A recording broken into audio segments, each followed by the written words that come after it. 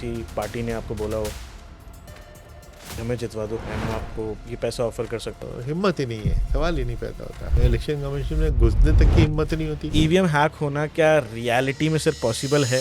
बिल्कुल नहीं है। बायोमेट्रिक्स का अगर यूज करा जाए तो आपको नहीं लगता सर ये जो प्रॉब्लम है ये खत्म ही हो जाएगी? वोटिंग में जानबूझ के हम हाई टेक्नोलॉजी यूज नहीं करते। जैसे पार्टीज पैसा बांटती है, सर इलेक्शन कमीशन इस पे क्यों नहीं बहुत तगड़ा एक्शन लेती इस है? पे बहुत तकड़ा एक्शन लेती है। वो ओनली थिंग है ये लोग और चला गए। सर उनके ऊपर कोई कार्रवाई क्यों नहीं होती कि आपने पिछली बार ये प्रोमिस करे थे इसलिए आप जीत गए, जनता ने आपको वोट दिया, बट आपने वो तो पूरे करे ही नहीं। सर आपके पास क्या पावर्स होती हैं? जैसे हम इलेक्शन अनाउंस करते हैं उस वक्त तो इलेक्शन कमीशन से ज्यादा कोई पावरफुल देश में होता ही नहीं। यूपी में हमने एक दफा चीफ सेक्रेटरी, होम सेक्रेटरी और डीजीपी को तीनों को एक साथ बदल दिया। जेल से नेता बन सकते हैं लेकिन चुन नहीं सकते। सर जेल में इलेक्शन क्यों नहीं होता?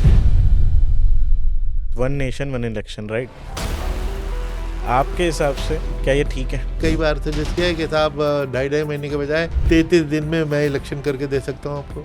सर नोटा एक इम्पैक्टफुल चीज है या फिर एक जस्ट सिंबॉलिक है? तो अगर 50% से ज्यादा नोटा आ जाए तो इलेक्शन को दोबारा कराया जाए, क्योंकि 99 पड़ते हैं नोटा को और 1 पड़ता है प्रतीक को, तो हमारे लिए प्रतीक इज द विनर। 2024 के लोकसभा इलेक्शन में 65.79% वोटर्स दर्ज करे गए। सर ये रेशियो 90% और 100% कभी क्यों नहीं गया? High turn out is not a guarantee कि फेयर इलेक्शन है, तो बेईमानी का इलेक्शन। कुछ बेसिक क्वालिफिकेशन क्राइटेरिया रखना चाहिए कि दैट इतना क्वालिफाइड होना चाहिए।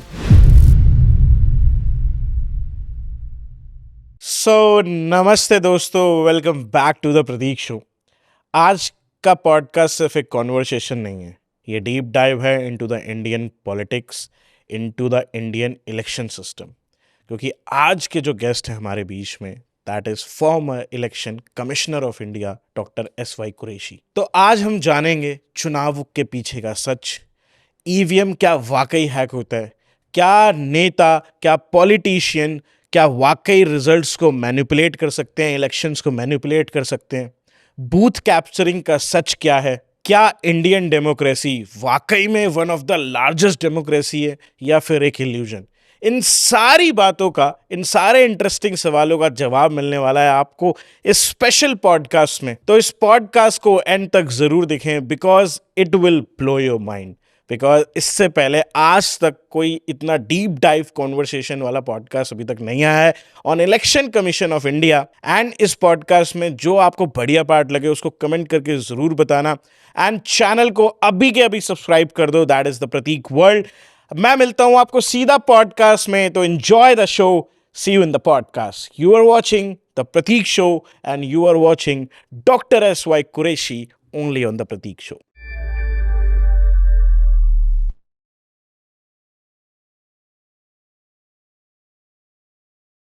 So, thank you, sir, for coming and joining our show.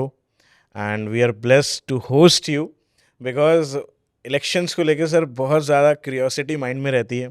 ये तो पता चलता है कि दैट हमारे लोकतंत्र का सबसे बड़ा फेस्टिवल होता है ये इलेक्शंस जब होते हैं, बट ये पता करने में बहुत इंटरेस्ट आता है कि दैट बिहाइंड द सीन्स क्या होते हैं, how a chief of a election commissioner work. इसको जानने में सर बहुत इंटरेस्ट है, तो आपका बहुत बहुत धन्यवाद। आपने मेरे शो में आपने आके शोभा बढ़ा दी।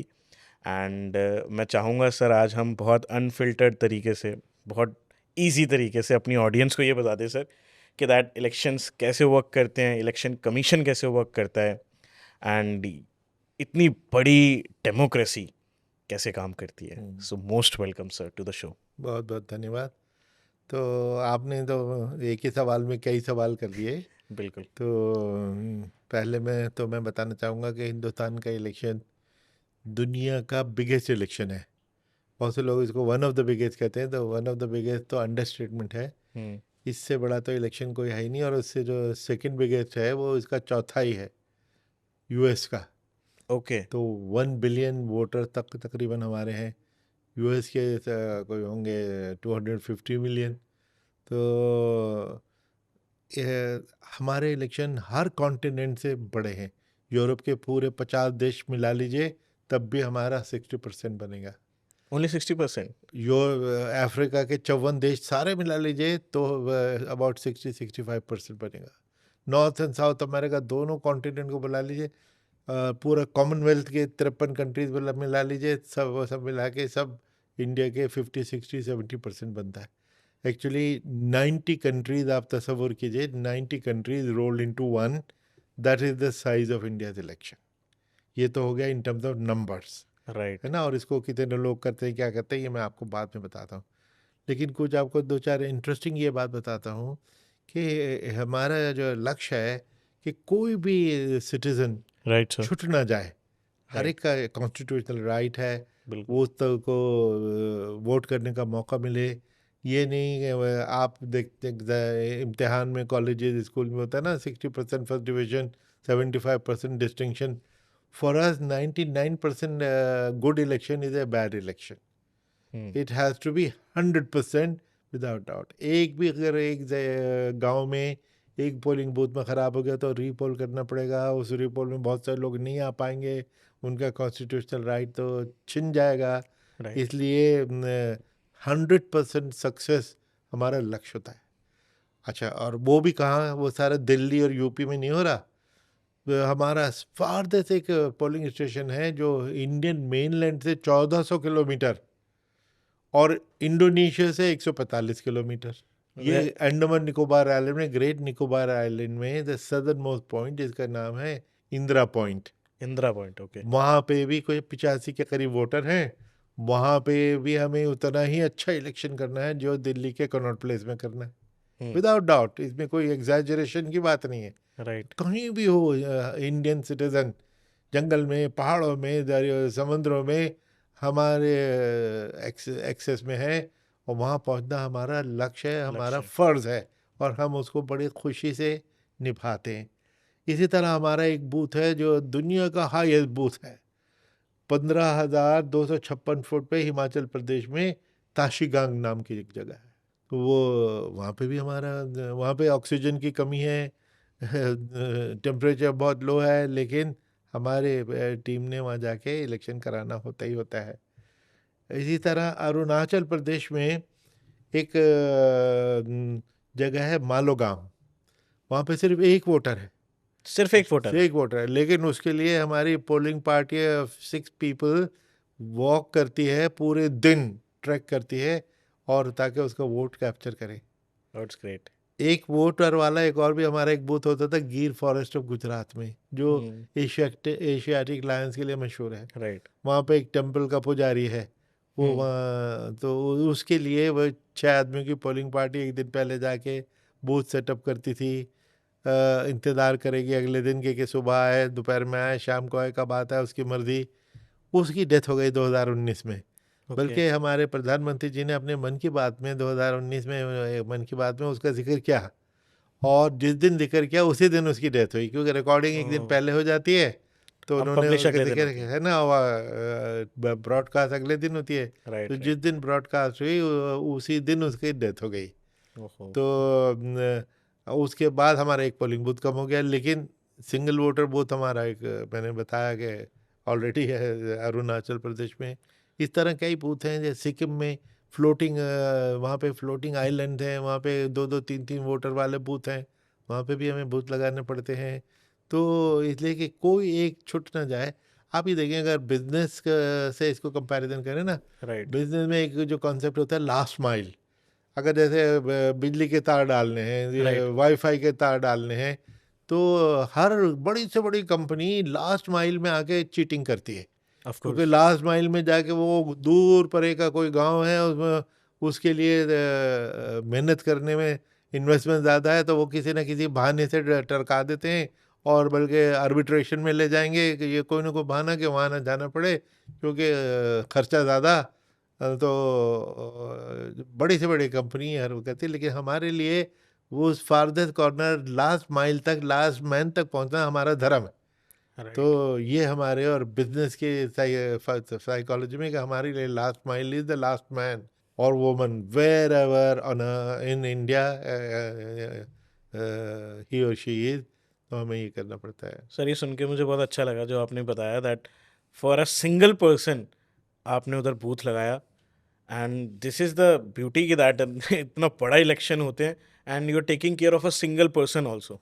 ये भी मैं आपको बता दूं कि कुछ लोग तो इस पे ये कह सकते हैं कि साहब वन वोटर बूथ का क्या मतलब है, आप इसको और किसी बूथ में उस आदमी को डाल दीजिए। हाँ, तो हमारा रूल है कि 2 किलोमीटर से ज़्यादा किसी को चलने की ज़रूरत नहीं पड़नी चाहिए। ओके, तो अपने ही रूल की पालना करने के लिए हम ये करते हैं।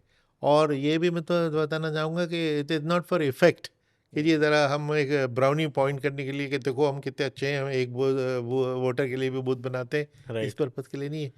एक वोटर से पूरा इलेक्शन पे असर पड़ सकता है, क्योंकि उसमें बल्कि कई मिसालें मैं बताऊंगा आपके। कई बार हुआ है कि एक ही वोटर से वोटर जो कैंडिडेट है जीता या हारा। एक एक वोट से। इंटरेस्टिंग कहानी तो एक है, उन 2008 में राजस्थान के इलेक्शन हो रहे थे। उस इलेक्शन में मिस्टर सीपी जोशी, जो कांग्रेस के प्रेसिडेंट थे वहाँ के, वो कैंडिडेट थे। राइट, वो एक वोट से हारे। जब वो हार रहे थे तो उन्होंने रिटर्निंग अफसर को फ़ोन किया कि भाई तुम ऐसा करो, मेरे पोस्टल बैलेट जो 550 के करीब थे उनको दोबारा गिन दो, ह्यूमन एरर हो सकती है इस काउंटिंग में, शायद गड़बड़ निकल आए। तो उन्होंने कहा ठीक है साहब, कर देते हैं। 15-20 मिनट लगे, वही रिजल्ट। हमारी कोशिश होती है कि किसी कैंडिडेट को डिसअपॉइंटमेंट ना हो, या शंका ना रह जाए कि जी शायद ये गड़बड़ हो गई, बढ़ गए। उसने रिक्वेस्ट की, हमने मानी। राइट, फिर उन्होंने एक और फ़ोन किया कि साहब आप जो जो हम मशीनों से टोटल निकालते हैं वो मैन्युअली कंप्यूट करते हैं, राइट, टोटल करते हैं। तो उस पर उन्होंने कहा मैन्युअली में तो मिस्टेक हो सकती है, आप दोबारा कैलकुलेट कर दीजिए। हमने फिर कैलकुलेट कर दिया, फिर 15-20 मिनट लगे, फिर वही रिजल्ट। उन्होंने थैंक यू कहा और अपने घर चले गए। ठीक है। एक इसमें एक इंटरेस्टिंग कहानी है, साइड लाइट इसकी, कि हमें पता लगा उनकी बीवी ने वोट नहीं दिया था। तो जब ये पता लगा तो हम we were very amused and shocked. तो मैंने उनको फ़ोन किया, जोशी जी को। मैं कहा जोशी जी ये सुन रहे हैं, इज़ दैट राइट? तो उन्होंने कहा हाँ भाई ये ठीक है। हुआ ये कि मेरी बेटी और बीवी कहीं दूर मंदिर था, वहाँ पे हम वो चली गई थी और वहाँ से वापस पहुँच नहीं पाई टाइम पे। हमारे लिए इसमें 3 सबक मिलते हैं कि एक तो every vote counts, right sir, every vote का। दूसरा you can't take even your family for granted. Right, अब उन्हीं की फैमिली ने तो वोट नहीं दिया, एक वोट और पड़ एक जाता तो हो पड़ जाता। जाता तो वो जीते हुए थे। और तीसरा, ऑन द डे ऑफ पोल सबसे इम्पोर्टेंट टेम्पल पोलिंग स्टेशन है। राइट, तो ये चीज़ भी नेताओं ने अच्छी तरह समझ ली कि भाई पोलिंग के दिन पोलिंग स्टेशन पर ही फोकस, और इधर आप मस्जिद मंदिर के चक्कर में पड़ गए तो पहले से कर लो तो राइट, करो, लेकिन उसमें वहाँ पे कोई कंसेशन तो मिलना नहीं उसका। तो ये उसकी वन वोट की अहमियत है। आपको मालूम है अटल बिहारी वाजपेयी जी की सरकार 1998 में इसमें एक वोट से गिर गई थी, है ना। लेकिन वो तो इतना बड़ा ये मामला नहीं, क्योंकि 543 में वन वोट की मेजॉरिटी चांसेस तो ज़्यादा होते हैं। राइट, यहाँ तो हम 1 इन 3 लाख और 5 लाख और 15 लाख की बात कर रहे हैं। राइट, उसमें तो पॉसिबिलिटी ज़्यादा है। बहुत कम होती है।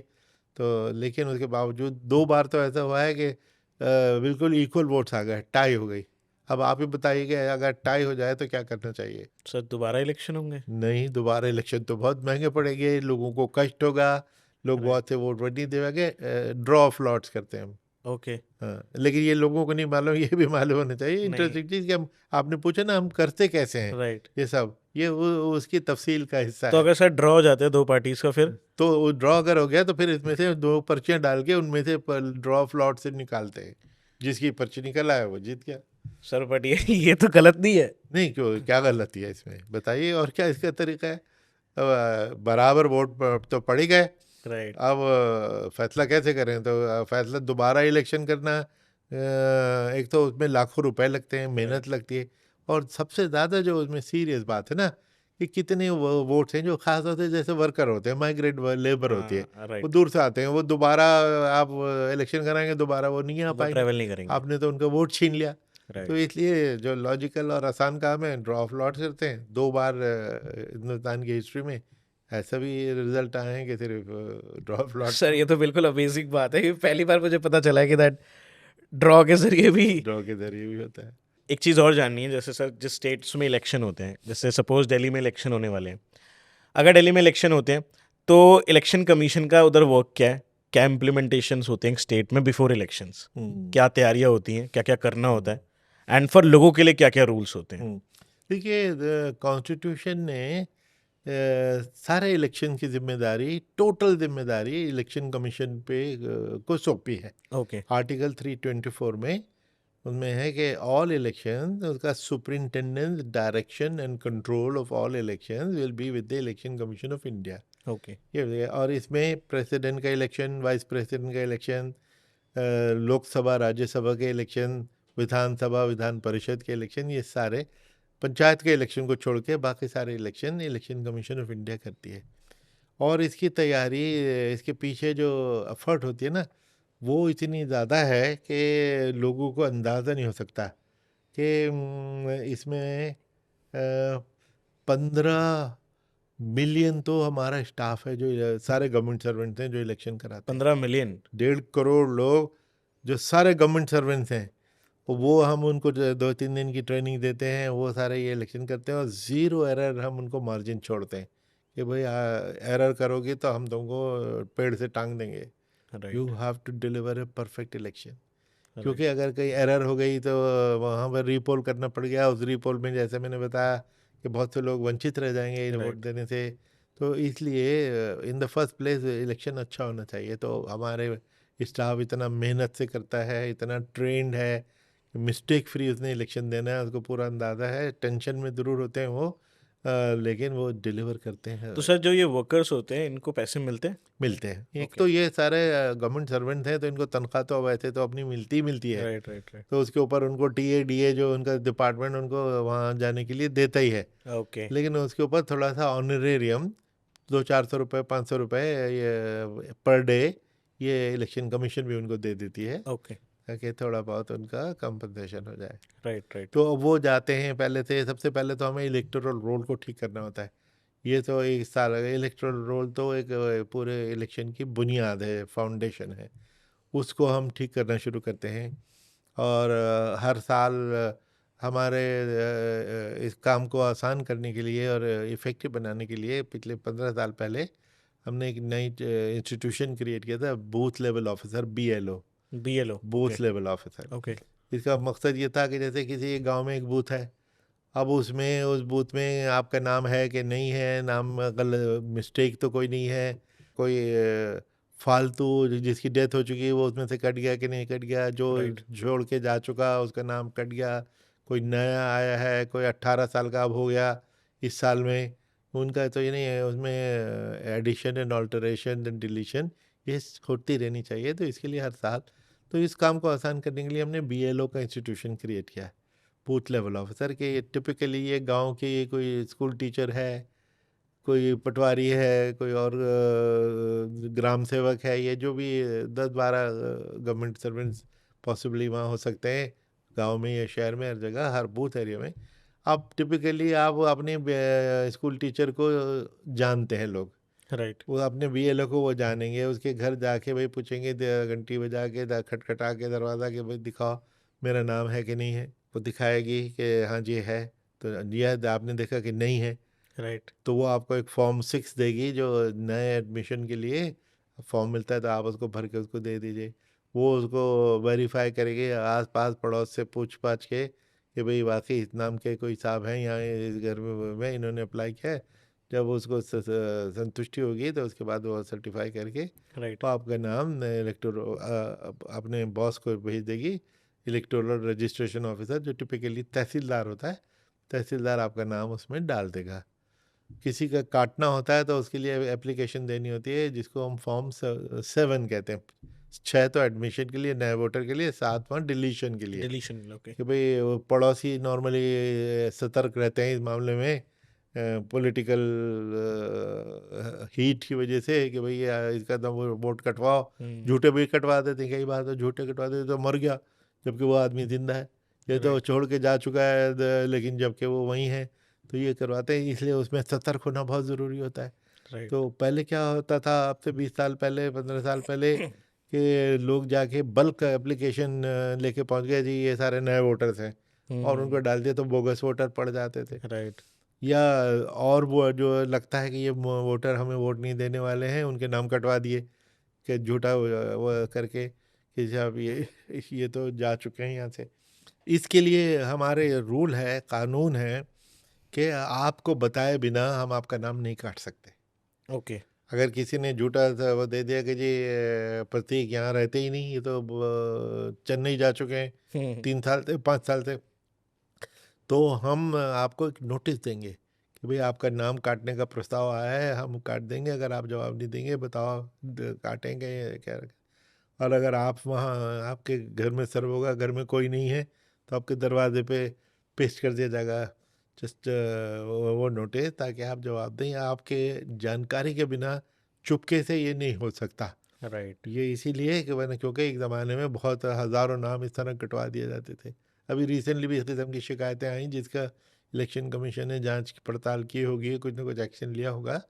लेकिन रूल यही है कि आप चुपके से बगैर उसके इत्तला दिए, अपॉर्चुनिटी दिए, आप किसी का नाम नहीं काट सकते। It's a good initiative because sir इसकी वजह से पहले बोगस वोट्स बहुत सारे पड़ जाते थे। बहुत पढ़ते थे, क्योंकि बोगस वोट डालने की कोशिश तो हमेशा एक टेंडेंसी होती ही होती है, राइट। और उसको रोकना इलेक्शन कमीशन का काम है। वो लोग कोशिश करते रहते हैं, कुछ कुछ हरकतें करें, हमारी कोशिश होती है कि हम उनको न होने दें। राइट। तो ये एक टग ऑफ वॉर जिसको कहते हैं, रस्साकशी चलती रहती है इलेक्शन कमीशन और पॉलिटिकल पार्टीज और कैंडिडेट्स के बीच में। वो उनमें से कुछ ऐसे हैं जो बेईमानी की कोशिश करते हैं, हमारी कोशिश कि वो उसको नहीं होने देंगे। तो ये होता है।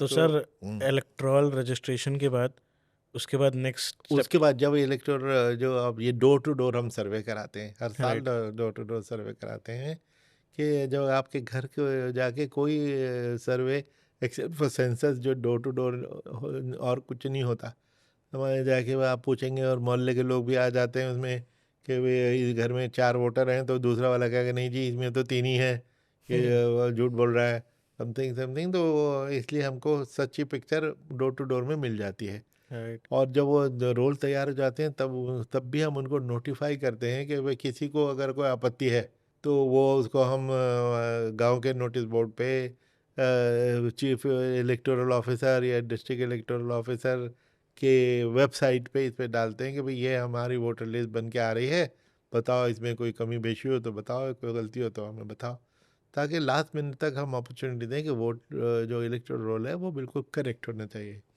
अभी एक कंट्रोवर्सी चल रही है कि बिहार में के लिए ऑर्डर डिटेल में जारी हुआ कि वहाँ पे स्पेशल इंटेंसिव रिवीजन होगा। Intensive revision as against summary revision. Okay. Summary intensive revision का मतलब ये होता है कि पिछला अभी तक जो एग्जिस्टिंग रोल है वो ज़ीरो ब्लैंक कर दिया जाएगा। अब डोर टू डोर जाके नए सिरे से रोल बनेगा। अच्छा। हाँ अच्छा। और समरी रिवीजन का होता है कि जो एग्जिस्टिंग रोल वो तो है वही, उसी को जाके भैया देखो इसमें कोई ऐड होने के लिए हो तो बता दो, हम ऐड कर दें, कोई कम काटना हो इसमें से तो उसको हम काट दें। तो ये कहते हैं। तो इस बार वो 2003 से आज तक समरी वो इंटेंसिव रिवीजन वहाँ नहीं हुआ था ओके। बिहार में, तो उसको अब कर पहली रहे हैं। बार हो रहा है। पहली बार हो रहा है, और ओके। अब बल्कि इलेक्शन कमीशन ने इसको ऑल इंडिया करने का फैसला कर लिया। बिहार के तो इलेक्शन सबसे पहले हो रहा है, राइट। अगले बंगाल और तमिलनाडु के होंगे, फिर उसमें पूरे इंडिया के लिए उन्होंने ऑर्डर कर दिया है। उस पर शोर ये मच रहा है कि भाई ये कोई national register of citizen NRC के बैकडोर वो तो नहीं है पॉलिसी। उसका इलेक्शन कमीशन ये जवाब दे रही है कि भाई, और वो इसलिए कि एनआरसी के ज़रिए बहुत से कुछ प्रकार के लोग वोटर हैं जिनको काटने की कोशिश रहती है हाँ। कुछ पॉलिटिकल पार्टीज की, कि वो ना आ जाएं। तो इस इलेक्शन कमीशन का जवाब ये है कि साहब हम बहुत ईमानदारी से करेंगे, हम काम आसान करेंगे। बहुत से अनपढ़ लोग होते हैं, अनपढ़ क्या पढ़े लिखे, आपका बर्थ सर्टिफिकेट आपके पास होगा बताइए? नहीं होता, मेरे पास नहीं मिलेगा बर्थ सर्टिफिकेट को, कब मेरी पैदाइश हुई। और तो बहुत से लोग अगर डॉक्यूमेंट नहीं दे पाएंगे तो वो वोटर लिस्ट पे नहीं आ पाएंगे। Of course. तो वो उनका एक कॉन्स्टिट्यूशनल राइट उनको डिनाई हो जाएगा। तो वो तो ठीक नहीं है। तो इलेक्शन कमीशन का ये प्रॉमिस है कि जी हम एक तो हम उसको बड़ा लिबरल रखेंगे, छोटी मोटी कोई मिस्टेक है किसी ने नहीं किया, और बहुत सारे ऑप्शन दे दिए कि ये डॉक्यूमेंट नहीं था तो दूसरी दे दो, दूसरी नहीं तो तीसरी दे दो।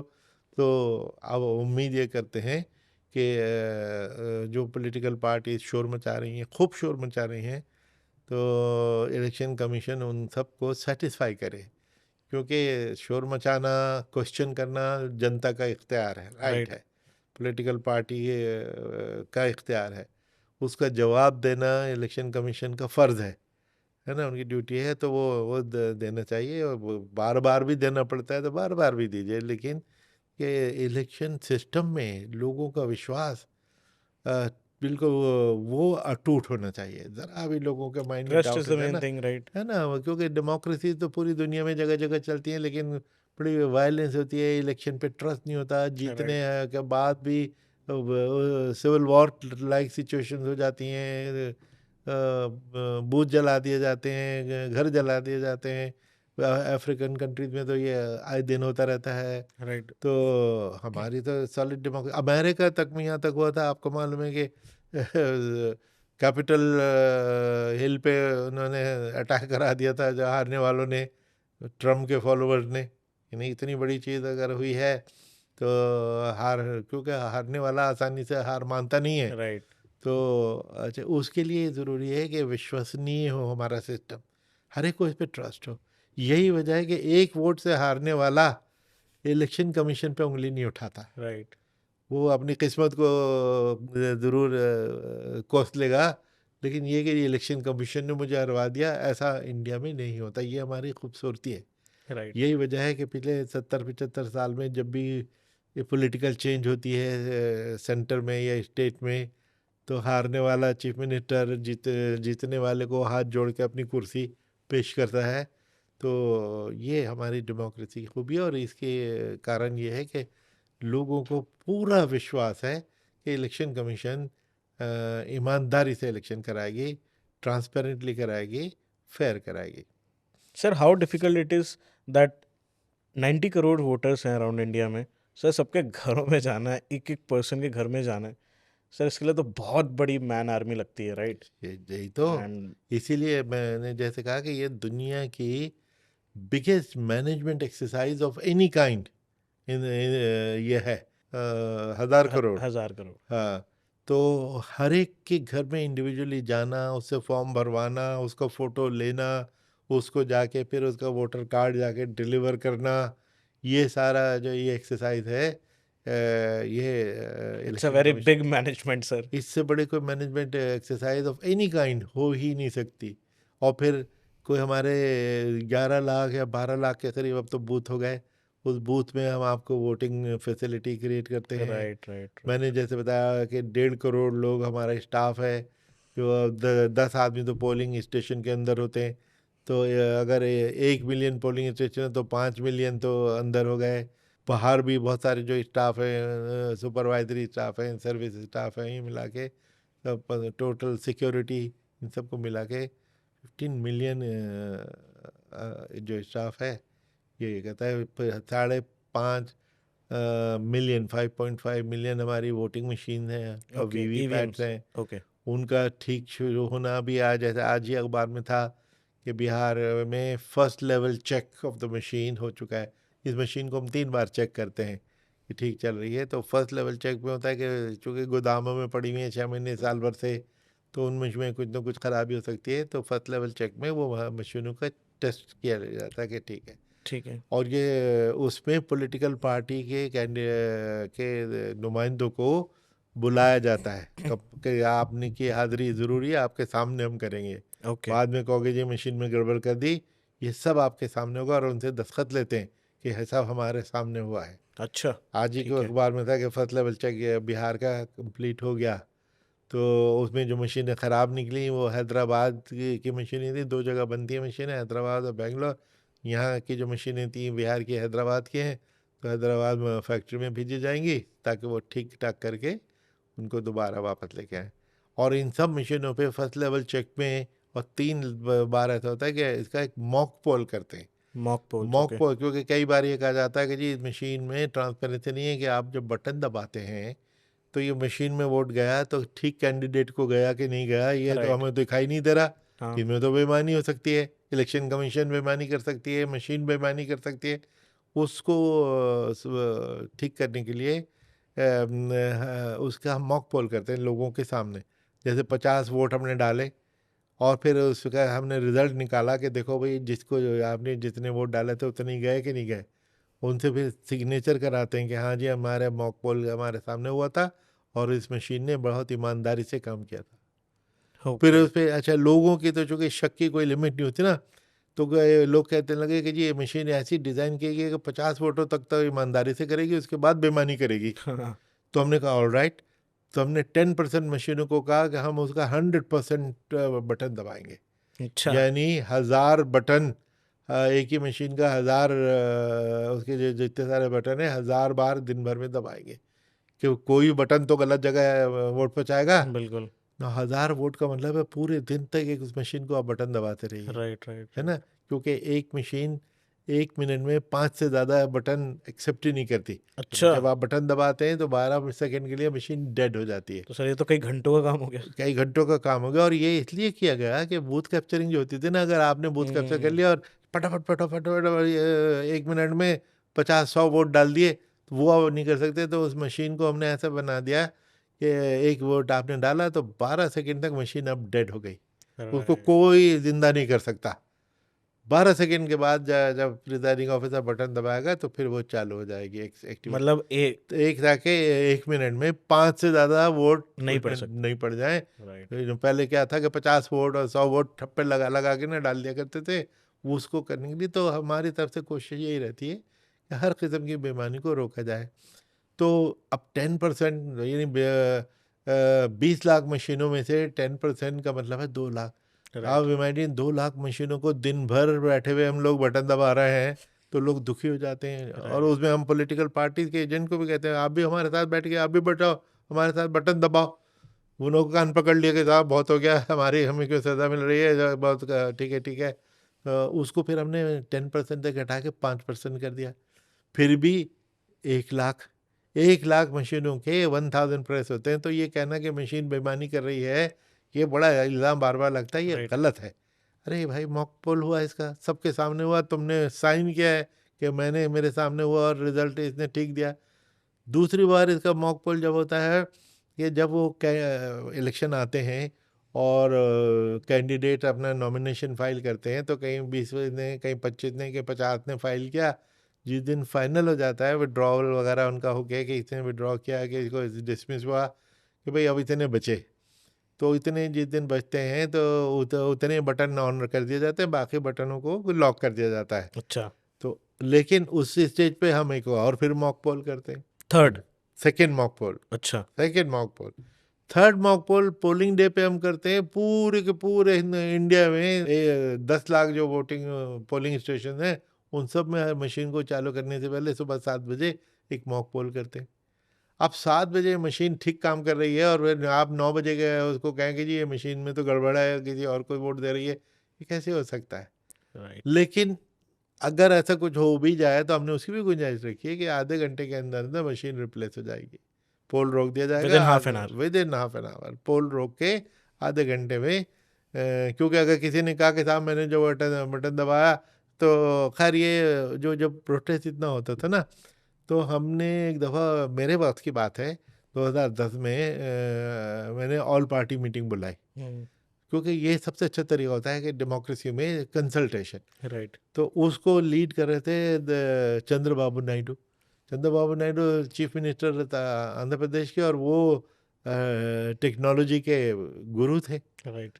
तो हमें तो पहले हैरानी हुई कि एक tech savvy leader anti technology agitation को लीड कर रहा है। तो हमने पूछा उनसे कि चंद्रबाबू जी आप इसको क्वेश्चन कर रहे हैं, और हमने बाकी के जो लीडर आए थे उनके साथ उनसे पूछा कि आपको क्या शिकायत है, उन्होंने कहा जो चंद्रबाबू जी कह रहे हैं। तीसरे से पूछा आपको क्या है, उन्होंने कहा जो चंद्रबाबू। तो होता ये है कि एक लीडर हो जाता है, बाकी सब फॉलोअर्स। हमने कहा बहरहाल आप चंद्रबाबू जी आप बताइए क्या शिकायत है। मैंने कहा मेरा लिए चैलेंज ये है कि मैं आपको कन्विंस करके आपको अपना ईवीएम का ब्रांड एम्बेसडर बना के भेजूँ, तो आप बताइए। तो उन्होंने कहा कि साहब हम ये नहीं कह रहे हैं कि ईवीएम से रिजल्ट मैनिपुलेट हुए हैं, ना हम ये कह रहे हैं कि आगे भी मैनिपुलेट हो सकते हैं, हम तो सिर्फ ये कह रहे हैं कि ट्रांसपेरेंसी नहीं है। उन्होंने कहा क्या मतलब, तो उन्होंने कहा मतलब ये है कि जब आप बटन दबाते हैं तो वोट मशीन में ही तो जाता है ना, हाँ। अब वो मशीन में ठीक जगह गया कि नहीं गया किसी को दिखाई तो नहीं दे रहा। राइट। तो हमने कहा सोल्यूशन बताइए। तो उन्होंने कहा साहब आप उसके साथ वीवीपैट शुरू कर दीजिए, यानी voter verifiable paper audit trail. यानी कि जब आप बटन दबाएंगे तो एक हमने उसके साथ एक प्रिंटर बनवाया, प्रिंटर साथ लगाया, उसके ऊपर एक मॉनिटर लगा हुआ है। जब आप बटन दबाएंगे तो आपका चोजन कैंडिडेट का चेहरा और उसका सिंबल स्क्रीन पे आ जाएगी। ओके। तो अब आपने वोटर को ने वेरीफाई कर दिया कि मेरा ही ये कैंडिडेट है, राइट। तो वोटर वेरिफिकेशन हो गई।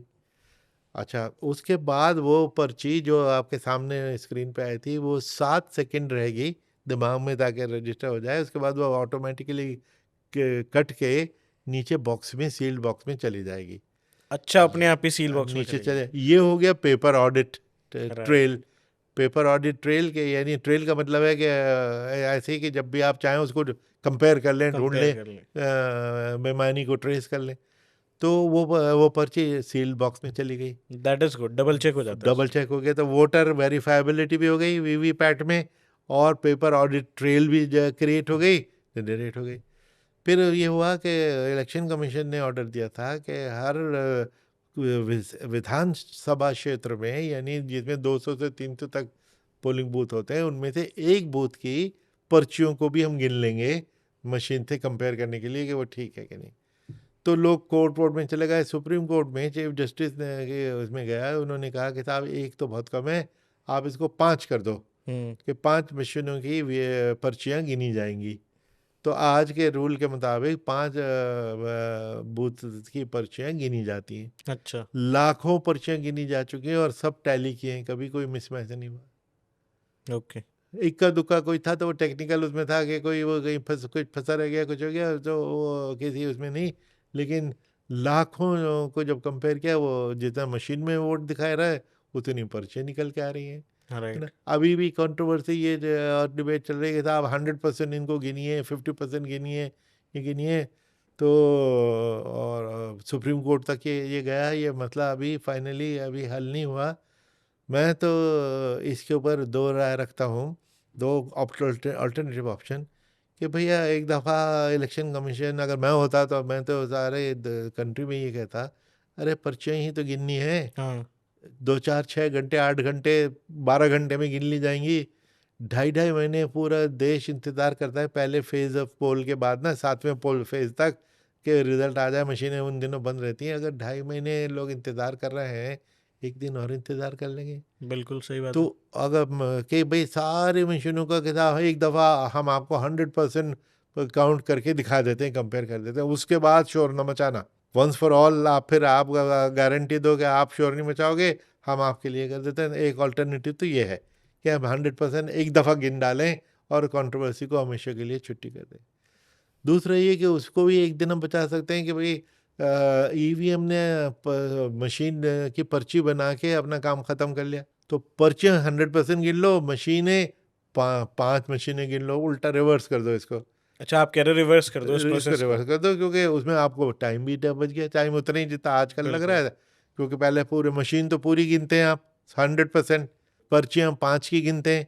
आप इसको उल्टा कर दीजिए कि पर्चियाँ 100% गिन गिन लीजिए, लीजिए। मशीनें सिर्फ 5 को 5%। वो कर लीजिए, क्योंकि मशीनों ने अपना काम ये कर लिया। बहुत से लोग कहते हैं बैलेट पेपर पे वापस जाओ, बैलेट पेपर पे वापस जाओ। एक तो बैलेट पेपर के वापस जाने के बराबर ही हो गया ये कि भाई आपने बिल्कुल सेम पर्ची गिन ली, बराबर। है ना। तो इसलिए दूसरा इससे आसान तरीका मैंने बताया कि 100% तो बहुत ज़्यादा हो जाती है। मैं तो कहता हूँ 5 भी नहीं गिनो, सिर्फ 4 गिनो। सही बात है। वो कैसे गिनो?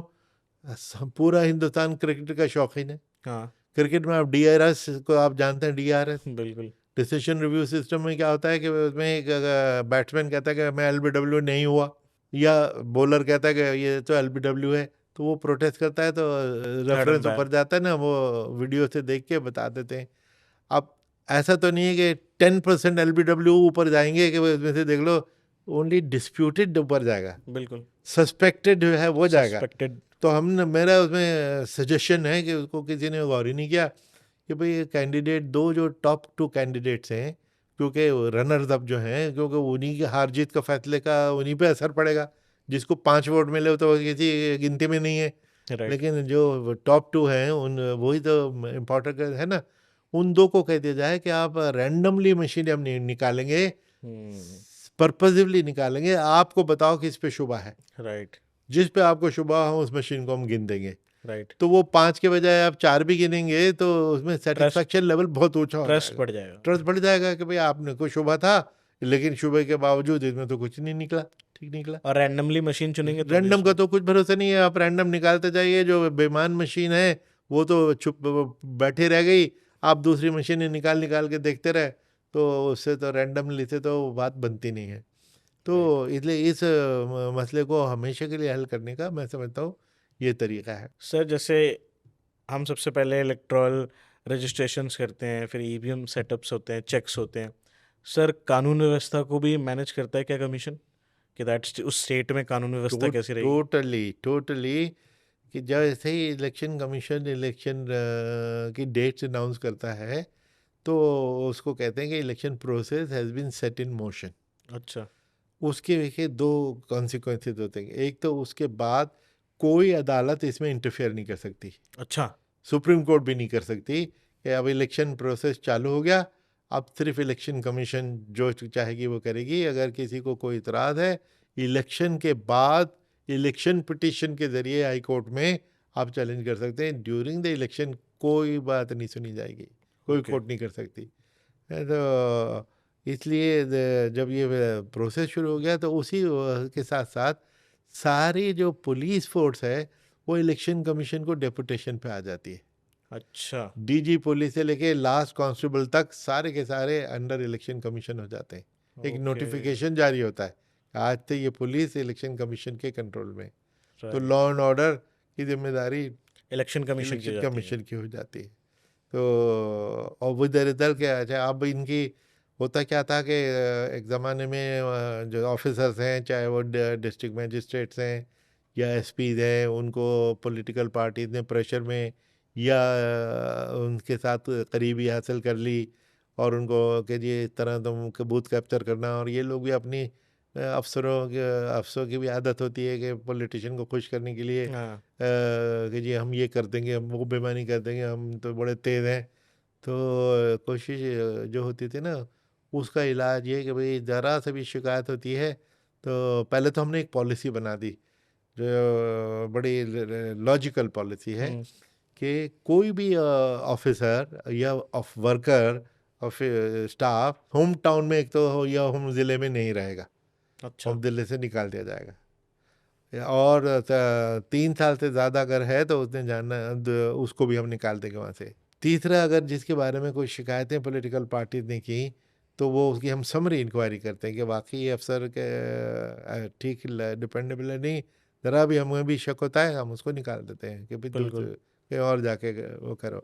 तो ताकि जो न्यूट्रलिटी ऑफ इलेक्शन स्टाफ है वो हमारे लिए नॉन निगोशिएबल है, उससे हम कॉम्प्रोमाइज़ ज़ीरो कर ही नहीं सकते भाई, तुम्हें वो चाहिए। अगर हम आप हमारे अफसर हैं, वहाँ पर रिटर्निंग अफसर हैं ना, आप ही पे निगाह रखते रहें कि प्रतीक बेईमानी तो नहीं कर रहा, ये नहीं कर रहा, इस तरह तो हमारे पास टाइम नहीं, इतना बड़ा ऑपरेशन हम कर रहे हैं। तो प्रतीक पे अगर किसी ने शक डाल दिया और या ये 3 क्राइटेरिया के होम टाउन वाउन था तो सबसे आसान है, चलो भाई बाहर चलो, नहलाएंगे, जो आउटसाइडर होगा उसको कोई नहीं वो कर सकता।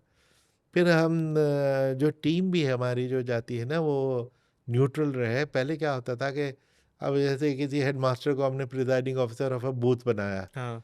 तो कन्वीनियंस के लिए, कोऑर्डिनेशन के लिए उसमें स्कूल के ही 2 टीचर, एक क्लर्क और ये वो डाल के 5 की टीम बना दी। उसमें हमने देखा कि हेडमास्टर को ख़रीद लिया तो पाँचों के पाँचों एक बाय 1 एंड गेट 4 फ्री हो हाँ। जाता था सारे, वो तो पूरे। अब वो 5 कौन है किसी को नहीं पता, हमको भी नहीं पता। वो 5 जो है, जैसे अगर कल इलेक्शन होना है तो आज दिन में उन सबको बुलाया जाएगा और कंप्यूटर डिसाइड करेगा कि फला गांव के फला बूथ में प्रेसिडाइज ऑफिसर प्रतीक होंगे, इनका डिप्टी कुरैशी होगा, इनका तीसरा आदमी फला होगा, ये होगा। ये रैंडमली जो एक दूसरे ओके। को पहले से जानते ही नहीं है, मतलब ऑर्गेनाइजेशन डिसाइड नहीं करती, कंप्यूटर डिसाइड करता है, कंप्यूटर ड्रॉ, डिसाइड करता है। Pick and draw. और वो एक दूसरे को जानते ही नहीं है पहले से। और उनको जो मशीन दी जाएगी उस मशीन को नहीं पता था कि उसने कहाँ जाना है। कहते हैं ना मशीन को मैनिपुलेट, मशीन को कैसे मैनिपुलेट, मशीन तो रैंडमली अलॉट होती है। तो राइट। मशीन भी आपको दी जाएगी और अब आपको कहा जाएगा कि अब आप जाके पोलिंग बूथ में, अब आपको पांचों को मिल के अपना किसी किस्म की बेईमानी या कॉन्स्पिरेसी करने का स्कोप ही नहीं है, राइट टाइम ही नहीं है, कब कोई कर पाएगा। तो इसलिए हमारी तरफ से कोशिश ये कि किसी किस्म की बेईमानी का स्कोप रह ना जाए। इसीलिए सर क्या जब किसी स्टेट में इलेक्शन होता है तो क्या सख्ती इसलिए बढ़ जाती है कि इलेक्शन कमीशन के अंदर लॉ एंड ऑर्डर आ जाता है? बिल्कुल, बल्कि इलेक्शन के दौरान वो उसकी फिगर देखें, क्योंकि क्राइम का रेट बहुत नीचे हो जाता है, हाँ क्योंकि हमारी इन्फोर्समेंट, हमारी स्ट्रिक्टनेस बहुत है। क्योंकि इसके अलावा जो मैंने अब तक आपको बताया, उसके अलावा हम क्या करते हैं कि हमने वल्नरेबिलिटी मैपिंग एक कॉन्सेप्ट है, हम करते हैं कि इस ओके गांव में कौन कौन गुंडा है, कौन बदमाश है, हाँ उसका बाप कौन था, उसका दादा कौन था, किस किस्म की बदमाशी ये कर सकता है, किस किस को ये बुली कर सकता है, वो सब का हम सर्वे करके रिकॉर्ड करते हैं। हमारे पास हर ज़िले की इतनी मोटी फाइल होती है, ओके हमारी निगाह से छुपा नहीं होता वो। तकरीबन 5 लाख के करीब ऐसे उसमें निकल के आते हैं जो जिन आदमियों पे हमें निगाह रखनी होती है, ओके उनको हम अंडर क्रिमिनल प्रोसीजर कोड उनको बाइंड डाउन करते हैं कि अगर बेईमानी की तो तुम को अंदर करेंगे, आप बॉन्ड भर के दो कि आप मिसबिहेव नहीं करोगे। तो वो जब उसको पता लग गया कि उस पर एक बार तो पूरी निगाह है, तो उसके बाद उसकी हिम्मत नहीं होती। तो ओके 5 लाख के खिलाफ तो ये एक्शन हो जाता है। और अच्छा, जो क्रिमिनल कैंडिडेट्स होते हैं जो गुंडे टाइप के हैं, राइट या उनके कैंडिडेट के गुंडे घूम रहे हैं, इसको कुछ मारा होते हैं उसको सर मारा। जैसे बाहुबली इमेज होती है बाहुबली जिनकी। है ना, बाहुबली को भी हमने सीधा कर दिया। बाहुबली हमारे यहाँ बिल्कुल भेड़ की तरह हमारे वक्त में हो जाते हैं। क्यों? 24 घंटे का हम उनके ऊपर एक वीडियो मॉनिटर लगा देते हैं, हम्म वो जहाँ जा रहा है उस वीडियो पीछे चल रहा है। अब वो राइट आपको पीटने के लिए कोई आ रहा है, हमारा वीडियो कैमरा पीछे पीछे चल रहा है, वो राइट पीछे मुड़ मुड़ के देख रहा है, कोई आ तो नहीं रहा।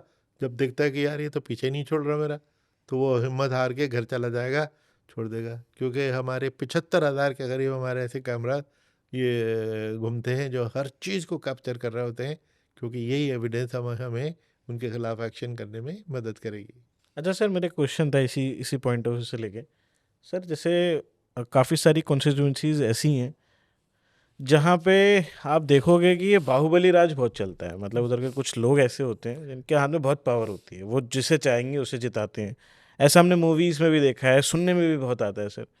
सर इलेक्शन कमीशन को तो पता होता है कि भाई ये इस एरिया में ये पर्सन है और ये इसकी इमेज गैंगस्टर टाइप है या ये गुंडा टाइप इमेज है इसकी, हम्म। तो सर ऐसे लोगों को सीटी ऑफर क्यों करी जाती है? नहीं, देखिए, ये बहुत आपका अच्छा सवाल है कि ये क्रिमिनलाइजेशन ऑफ पॉलिटिक्स बहुत बढ़ गया है। राइट और हम देख रहे हैं कि अब तो कोई 43% एमपी के खिलाफ क्रिमिनल केसेस हैं। राइट और ये हम इल्ज़ाम नहीं लगा रहा है, ये वो खुद एक एफिडेविट देते हैं जब नॉमिनेशन भरते ना अपना। उस वक्त सुप्रीम कोर्ट का एक ऑर्डर आया था 2003 में राइट कि जनता को राइट है जानने का कि भाई हमारा कैंडिडेट है कौन और उसकी राइट क्या क्रेडेंशियल्स हैं। तो वो 2 एफिडेविट देते थे, अब उसको मर्ज कर दिया गया है कि एक तो आप अपने क्रिमिनल एंटीसीडेंट बताइए, कितने में कन्विक्शन हुई है, या अगर हुई है तो कितने केसेस चल रहे हैं, किस टाइप के, राइट वो एफिडेविट लिख के देना है, झूठ बोल नहीं सकता। और उसकी फाइनेंशियल हाल क्या बैकिंग है, कितने बैंक में उसका उसकी बीवी के नाम की प्रॉपर्टी है, पैसा है वगैरह, ये सारा। और जो हम पब्लिक डोमेन में हम कर देते हैं कि छुपाओगे तो पकड़े जाओगे, क्योंकि कोई ना कोई पोल खोल देगा। तो राइट ये करते हैं, तो ये हमारी तरफ से कोशिश उसके, लेकिन उसके बावजूद हमारे इलेक्शन कमीशन की डिमांड ये रही है गवर्नमेंट से, नेताओं से, कि भाई ऐसे लोगों को जिनके खिलाफ सीरियस केसेस हैं उनको आप टिकट ही ना दीजिए। राइट वो कहते हैं कि साहब वो टिकट न देना इलीगल होगा, क्योंकि हमारे law of the land is presumption of innocence में होता है कि इल्ज़ाम किसी पे भी लग सकता है, हम्म लेकिन वो जब तक वो कोर्ट उसको मुजरिम न साबित नहीं करार करेगा। दे दे, राइट साबित ना हो जाए, जब तक वो इनोसेंट ओके है ना। तो ये इल्ज़ाम है, ये तो झूठे इल्ज़ाम भी हो सकते हैं, तो बात ठीक है। तो हमने उसका एक वाया मीडिया जो निकाला था इलेक्शन कमीशन ने, कि कई बार उन्होंने कहा था पॉलिटिकल रीज़न से किसी ने गाली दे दी, किसी ने थप्पड़ मार दिया, हाँ कुछ इल्ज़ाम लगा दिया। तो हमने कहा ये छोटे मोटे केसेस छोड़ दो, हम्म हीनस ऑफेंसेस जिनका में कम से कम 5 साल की सज़ा होती है, राइट यानी rape, dacoity, murder, murder, kidnapping, extortion. Extortion, ये इस किस्म के अगर केसेस हैं जिनको 5 साल की सजा होगी, कम से कम इन केसेस को ड्यूरिंग ट्रायल इनको डिबार कर दिया जाए। उसका जवाब वो ये देते हैं कि साहब लॉ ऑफ द लैंड ये है कि प्रिजम्पशन ऑफ इनोसेंस। उसका जवाब में मैं एक सवाल करता हूँ काउंटर, जिसका आज तक मुझे जवाब नहीं मिला, जबकि जिन ऑडियंसेस के सामने मैंने ये सवाल किया उसमें जजेस भी बैठे हुए होते थे, उसमें कॉन्स्टिट्यूशनल एक्सपर्ट्स एंड लॉयर्स बैठे होते थे।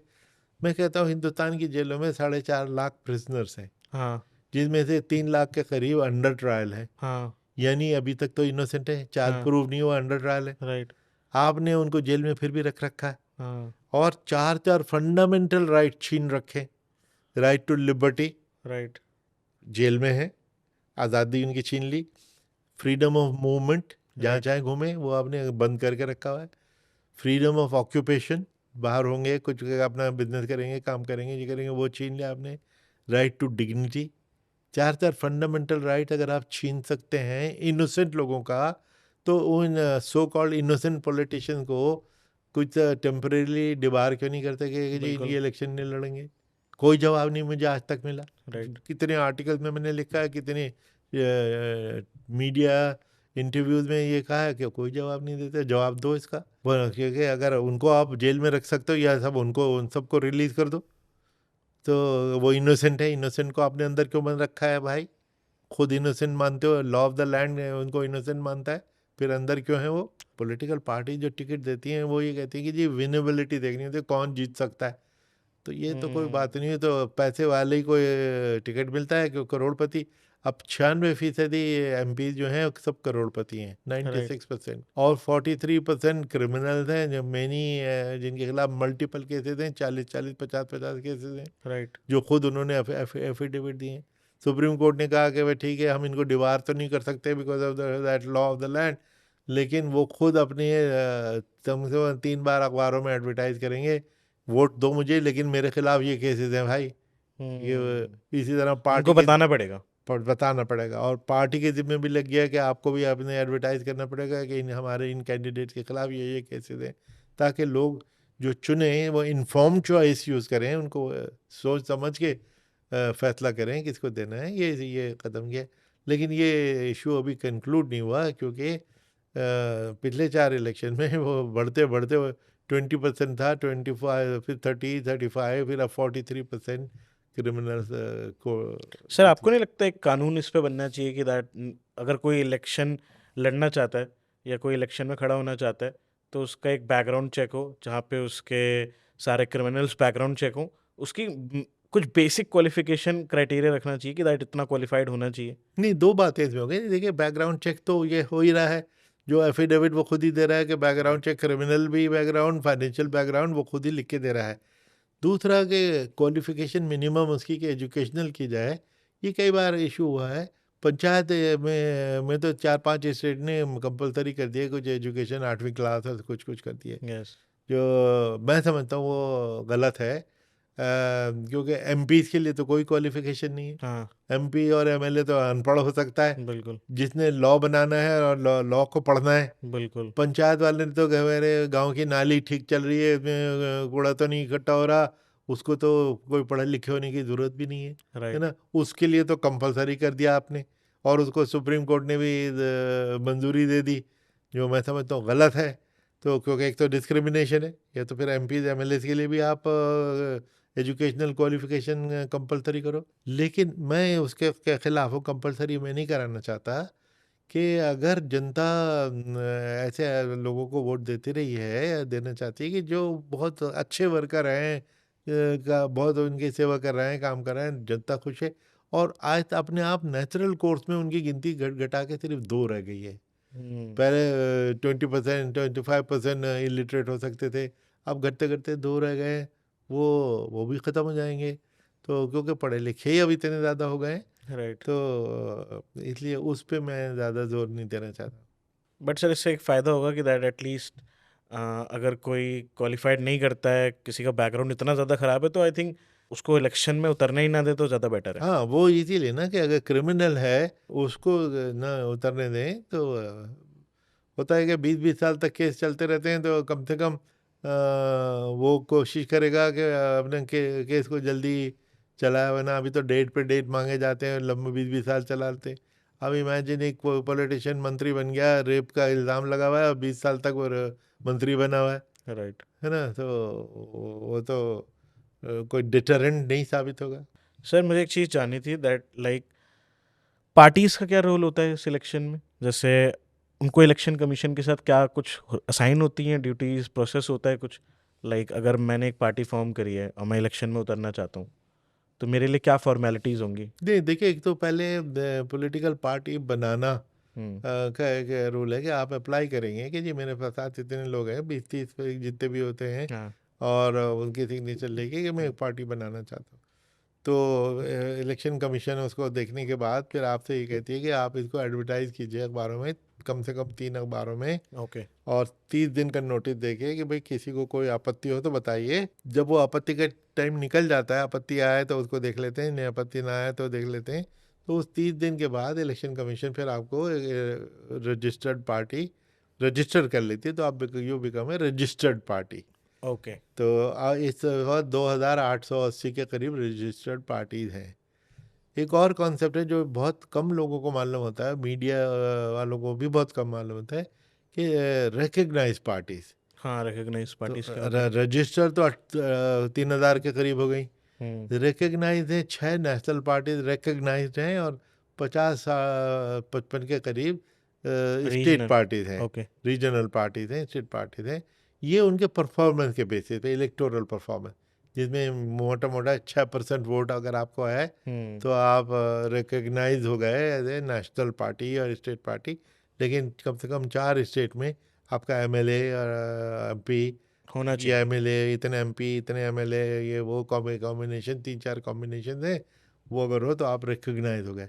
रिकग्नाइज और रजिस्टर्ड में क्या फ़र्क है? रिकग्नाइज पार्टी को कुछ एडवांटेजेस मिलते हैं। हुँ, तो एक तो उनका जो कैंपेन स्टार कैंपेनर्स है, वो एक लिस्ट देते हैं 40 लोगों की नेशनल पार्टी, 20 लोगों की स्टेट पार्टी, के ये हमारे स्टार कैंपेनर्स हैं। ओके, उनका जो कैंपेन का खर्चा है वो कैंडिडेट के खर्चे में नहीं गिना जाता है, क्योंकि खर्चे पे लिमिट होती है। हाँ, अगर उसको क्रॉस करेंगे तो आप डिस्क्वालीफाई हो जाएंगे। अच्छा, लेकिन ये जो स्टार कैंपेनर का खर्चा उसमें नहीं गिना जाता। और दूसरे, आपको इलेक्टोरल रोल की 2 कॉपियाँ पार्टी को फ्री मिल जाती हैं। और broadcast time All India Radio और दूरदर्शन पे फ्री ब्रॉडकास्ट टाइम इन रिकग्नाइज पार्टीज को उनकी स्ट्रेंथ के मुताबिक मिलता है। तो ये रिकग्नाइज है, अगर 6 से कम जैसे ही हुआ, रिकग्नाइज कैटेगरी से निकाल देते हैं। सर एक बहुत इंटरेस्टिंग और एक काफ़ी बोल्ड क्वेश्चन पूछने वाला हूँ मैं आपसे। As a chief of election commission, आपके पास कभी कोई ऑफर आया लाइक कि दैट किसी बहुत बड़े पार्टी के लीडर ने या किसी पार्टी ने आपको बोला हो कि दैट भाई हमें जितवा दो एंड हम आपको ये पैसा ऑफर कर सकते हैं? कभी कोई ऐसी रिक्वेस्ट आई या कोई ऐसा ऑफर आया? देख, किसी की हिम्मत नहीं, किसी हम्म, की हिम्मत नहीं हो सकती थी, ना हो सकती है, कि उनके तो अपॉइंटमेंट इलेक्शन कमीशन में घुसने तक की हिम्मत नहीं होती। हम्म, तो इसलिए कि ये ऑफर करने जाएंगे, या दूसरी तो एक तो हो गए ये बेट देने या ब्राइब देने, दूसरा है धमकी देने। हाँ, धमकी दे, रूलिंग पार्टी तो धमकी दे ही सकती है कि अगर आप बिल्कुल, नहीं दोगे तो आप क्या रेड करा देंगे, हाँ, ये सब ना। तो इसलिए ना धमकी थे ना लालच थे, इलेक्शन कमीशन किसी के काबू में आता है। यही वजह है कि इतनी क्रेडिबल इलेक्शन जो हम 75 साल से जो करा रहे हैं, वो इसी वजह से करा पा रहे हैं कि धमकी देने वाला कोई अभी है ही नहीं। तो हिम्मत ही नहीं है, सवाल ही नहीं पैदा होता। राइट। सर और ये अब भी याद रखिए कि अब 3 इलेक्शन कमिश्नर हैं। अगर अच्छा, एक को अप्रोच कर लिया तो 2 तो है ना, कम से कम ये तो तीनों को आप इंटिमिडेट कर लीजिए, ये तीनों को खरीद लीजिए। हम्म, तो वो संभव नहीं होता है, क्योंकि यही तो वजह है कि जैसे अशोक लवासा ने प्रोटेस्ट किया, हम्म, इसी सरकार के अपॉइंटी थे वो भी, लेकिन उनका थिंकिंग दूसरी थी, उनका कॉन्शियंस दूसरा था। उन्होंने एक एक दो चीज़ों पे स्टैंड लिया। राइट, तो वो स्टैंड कुछ लोगों को सूट नहीं किया, तो उनको छोड़ना पड़ गया, which is very unfortunate and which is very rare election. इसी तरह एक दूसरा इलेक्शन कमिश्नर भी इसी तरह बीच में छूट के छोड़ के चला गया था, उसके बारे में भी यही सुना है कि उसका कुछ डिसएग्रीमेंट होता था। तो इसलिए अगर ये जो डायनेमिक्स हैं कि दबाव वबाव डालने की ये वो कुछ पीछे चुके चुके चलती हो, तो उसको कम से कम 3 आदमी है, 3 ब्रेन एक ब्रेन से ज़्यादा अच्छा हो जाता है। तो इसलिए वो बेईमानी का स्कोप या दादागिरी का या गुंडागर्दी का स्कोप कम हो जाता है। ओके सर, इलेक्शन कमीशन को लीड कौन करता है, कमिश्नर और जो चीफ?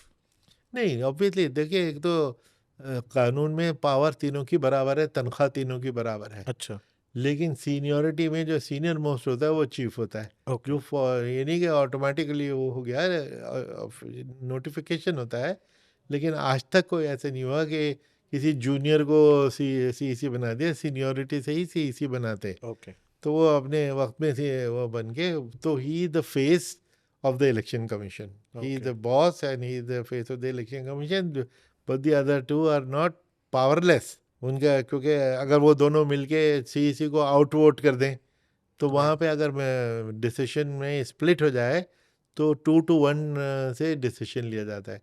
तो दोनों मिलके सीईसी को आउट वोट कर दें तो वो पावरलेस हो जाएगा। राइट। जी। सर, इलेक्शन कमीशन की अभी 2024 की रिपोर्ट थी कि दैट 2024 के लोकसभा इलेक्शन में 65.79% इलेक्शन मतलब वोटर्स दर्ज करे गए, इतने वोट पड़े। सर, ये रेशियो 90% और 100% कभी क्यों नहीं गया हमारे देश में? नहीं, सही बात का कह रहे हैं, लेकिन देखिए ज़्यादातर डेमोक्रेसीज में 100% भी होते हैं जगह जगह। राइट, वो होते हैं कम्युनिस्ट कंट्रीज में, डिक्टेटर कंट्रीज में, वियतनाम में 98%। तो high turn out is not a guarantee कि फेयर इलेक्शन है, तो बेईमानी का इलेक्शन है। राइट, वहाँ तो डिक्टेटर के उसमें हर शख्स दबाव वोट में। दबाव दबाव में वोट देता ही देता है। लेकिन एनीथिंग अबव 60% अच्छी समझी जाती है। और हमारी अभी पिछले 60-50 साल से ये 58% के लगभग होता था।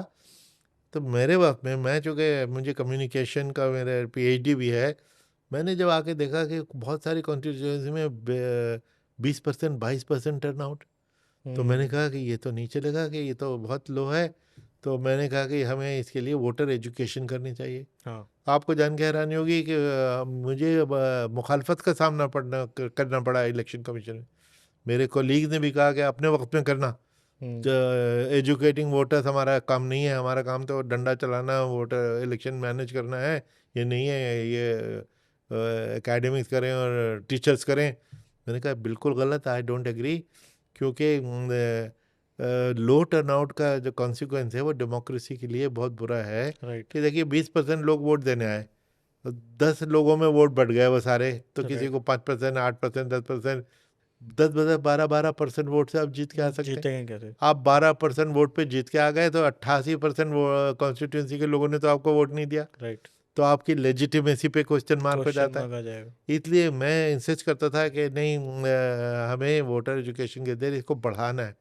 तो मुझको कहा गया अपने टाइम में करना, तो मैंने उसका वेट किया, 4 साल लगे। जब मैं सीईसी बना, सबसे पहले हमने वोटर यही एजुकेशन करा पे, आपने। बिहार का ही इलेक्शन था 2010 का, वहाँ से शुरू किया। हाईएस्ट टर्नआउट इन हिस्ट्री हमको मिला, वोटर एजुकेशन का फ़ायदा हुआ। Right, highest turnout in history हमको मिला, उसके बाद से हमने मुड़ के नहीं देखा है। हर इलेक्शन हर स्टेट में और नेशन का ऊपर ही जाता चला जा रहा है। राइट। 2024 के जनरल इलेक्शन में आधा परसेंट नहीं, वापस ये गया, उसके और हालात हो सकते हैं, क्योंकि बहुत ज़्यादा गर्मी में हो गया था वो right, election. Before it was 67 point something. है ना, वो जो एक आधा परसेंट जो घटा, वो बहुत ज़्यादा गर्मी की वजह से घटा होगा, और भी रीज़न हो सकते हैं। लेकिन आप ये देखेंगे, पिछले जब से हमने वोटर एजुकेशन डिवीज़न बनाई, उसका नाम भी स्वीप डिवीज़न है, systematic voters education for electors participation, ये स्वीप प्रोग्राम बनाया, हमारा flagship programme. Highest turnout in history हो रहा है। इसमें फिर हमने यूथ पे फोकस किया, औरतों पे फोकस किया। और मुझे जाते बताते में खुशी है, बिहार से ये शुरू हुआ था कि औरतों ने मर्दों से ज़्यादा वोट दिए, ओके, जबकि औरतों की गिनती मर्दों से कम है। सेंसस के मुताबिक 1000 मर्दों पे 940 औरतें हैं, राइट। लेकिन वोट देने के लिए औरतें ज़्यादा आई हैं। औरतें ज़्यादा आ जाएं, तो बहुत बड़ी अचीवमेंट है। तो आधे से ज़्यादा स्टेट, 17 स्टेट रहती हैं देश की, जहाँ पे औरतें मर्दों से ज़्यादा वोट देने लग गई हैं। ये बहुत डेमोक्रेसी के लिए एक बड़ी खुशी की बात है। इसी तरह राइट, यूथ जो पहले बड़ा इंडिफरेंट होता था, उसमें भी जागरूकता आई, और वो भी अब बहुत ज़्यादा भाग लेने लगा इलेक्शन में। राइट। एंड सोशल मीडिया पे भी एक कल्चर होता है, जब जैसे जिस स्टेट में सर इलेक्शंस होते हैं, तो वो जो इंक होती है, जो इंक लगाई जाती है, तो एवरीबॉडी पोस्ट देयर फोटोज कि दैट आज मैं वोट दे के आया हूँ, राइट, ऑफ कोर्स। तो एवरीबॉडी पोस्ट देयर फोटोज, तो इससे भी मैंने देखा काफ़ी प्रभाव जी। पड़ता है। नहीं, अब जैसे यूथ के लिए भी ना, ये भी हमने उसी जो वोटर एजुकेशन डिवीजन बनाई, उसमें चूंकि हमने यूथ पे टारगेट किया, तो हमने यूथ के लिए एक बहुत इंपॉर्टेंट प्रोग्राम शुरू किया। 25 जनवरी को हम नेशनल वोटर्स डे मनाने लगे। अच्छा। हुआ ये था कि मैं एक दफ़ा गया उड़ीसा में, भुवनेश्वर में, एक सिविल सोसाइटी की मीटिंग हो रही। किसी ने हाथ खड़ा किया कि साहब मैं या 18 साल तो एक स्पेशल एज है, उसको हमें सेलिब्रेट करना चाहिए। मैंने कहा भाई बहुत अच्छी बात कर रहे हैं आप, ज़रूर सेलिब्रेट करना चाहिए, चलो सोचो। मैंने एक कमेटी बनाई कि जी हमें एक हफ्ते के अंदर आप बता के दो क्या प्रोग्राम बनाए सेलिब्रेट। तो उसके लिए कि स्पेशल पहले हुआ कि नेशनल यूथ डे उसको बोले, न्यू वोटर्स डे बोले, फिर उसको नेशनल वोटर्स डे पे फैसला हुआ कि नेशनल वोटर्स डे। ओके। अब दिन कौन सा रखें, 25 जनवरी क्यों? लोगों को नहीं मालूम, आपके ज़रिए मैं मालूम कराना चाहूँगा। 25 जनवरी की इम्पोर्टेंस ये है कि 25 जनवरी को इलेक्शन कमीशन का जन्म हुआ था। ओके। बहुत बहुत लोगों को नहीं पता, राइट। किसी को नहीं पता। 26 जनवरी को इंडिया का जन्म हुआ है एज ए रिपब्लिक, राइट। और उससे एक दिन पहले India election commission of India का जन्म हुआ। उसमें इससे ये लगता है कि तरह के हमारे फादर्स ऑफ द कॉन्स्टिट्यूशन कितनी इंपॉर्टेंस देते थे इलेक्शन को। राइट। बल्कि कॉन्स्टिट्यूशन डे भी जो मनाया जाता है ना, 26 जनवरी को नहीं, 26 नवंबर 1949 को, वो आर्टिकल जो इलेक्शन कमीशन बनाने वाली है, वो उनका 2 महीने पहले उनको इंट्रोड्यूस कर दिया गया था। तो राइट। और उसको अब हम कॉन्स्टिट्यूशन डे मनाते हैं जब 26 नवंबर को, जो बहुत अच्छा, इस मौजूदा सरकार का बहुत अच्छा कदम है कि कम से कम लोगों में कॉन्स्टिट्यूशन के बारे में जागरूकता पैदा होती है। सर मेरे पास अब आपके लिए कुछ शॉर्ट क्वेश्चंस हैं जो मैं चाहूँगा आप उनके थोड़ा जल्दी जवाब दें। शॉर्ट क्वेश्चंस हैं, जनता के सर क्वेश्चंस हैं। पहला यही है कि दैट बहुत ज़्यादा आरोप लगते हैं आपस में, पार्टीज एक दूसरे पे आरोप लगाती हैं कि दैट ईवीएम हैक हो गई, ईवीएम हैक हो गई। ईवीएम हैक होना क्या रियलिटी में सर पॉसिबल है? बिल्कुल नहीं है, और ये मैंने सैकड़ों बार कहा है। और जो मैंने आपको थोड़ी देर पहले ये वीवीपैट की स्टोरी बताई थी राइट, राइट, राइट। कि भाई पॉलिटिकल पार्टी सही के साथ बैठ के हमने इस फैसला किया था कि ईवीएम के की ट्रांसपेरेंसी पे डाउट था। हैकिंग का उन्होंने खुद ही कहा था कि हम ये नहीं कह रहे कि वो रिजल्ट मैनिपुलेट हुए हैं, लेकिन ट्रांसपेरेंसी नहीं है, वीवीपैट कर दो तो ट्रांसपेरेंसी हो जाएगी। तो ईवीएम पे तो कंट्रोवर्सी अब बंद हो चुकनी चाहिए थी, अब अभी हो जाए। वीवीपैट कितनी गिनी जाए वो बस डिबेट चल रही है, उसका फैसला होना चाहिए। And thank you for sharing that information sir. मुझे भी नहीं पता था कि दैट जब हम बटन दबाते हैं तो एक स्लीप सीक्रेटली एक बॉक्स में चली जाती है। वो आई थिंक बहुत सारे मोस्ट ऑफ द पीपल को नहीं पता होगा। नहीं, लेकिन मैं ये करेक्शन कर दूँ, सीक्रेटली नहीं जाती वो, हाँ। आपको पहले स्क्रीन में हाँ, वो दिखती है। स्क्रीन में दिखती है। स्क्रीन में दिखती है और राइट। फिर वो खुद ही कट के नीचे चली जाती है। राइट। जी। सर एक कॉन्सेप्ट है दैट टेक्नोलॉजी में, that biometric use of voting. क्या बायोमेट्रिक्स का अगर यूज करा जाए तो आपको नहीं लगता सर ये जो प्रॉब्लम है ये खत्म ही हो जाएगी? देखिए, ये इस पे बड़ी डिबेट होती है। इलेक्शन कमीशन की एक खूबी है कि हम लेटेस्ट टेक्नोलॉजी हर चीज़ में यूज़ करते हैं, हाँ। क्योंकि हम बड़े टेक्नोलॉजी में, India is a super power virtually. Right. लेकिन वोटिंग में जानबूझ के हम हाई टेक्नोलॉजी यूज़ नहीं करते। Primitive technology of A calculator, जो 17th सेंचुरी की टेक्नोलॉजी है, हम्म। जानबूझ के उसके ऊपर भी झगड़ा होता है, उसके ऊपर भी क्वेश्चन होते हैं। बिल्कुल। अगर हम उसको जितना ज़्यादा कि जी वो तरह बना देंगे, इलेक्ट्रॉनिक बना देंगे, इंटरनेट वोटिंग, वो उसका अभी हम देश उसके लिए तैयार नहीं है। जब सिंपल सी ईवीएम, जो सिर्फ एक एडिंग मशीन है कि आपने बटन दबाया, एक वोट ऐड हो गया, दूसरा दबाया, एक और चला गया, उस पर आज तक क्वेश्चन हो रहा है, डिबेट हो रही है।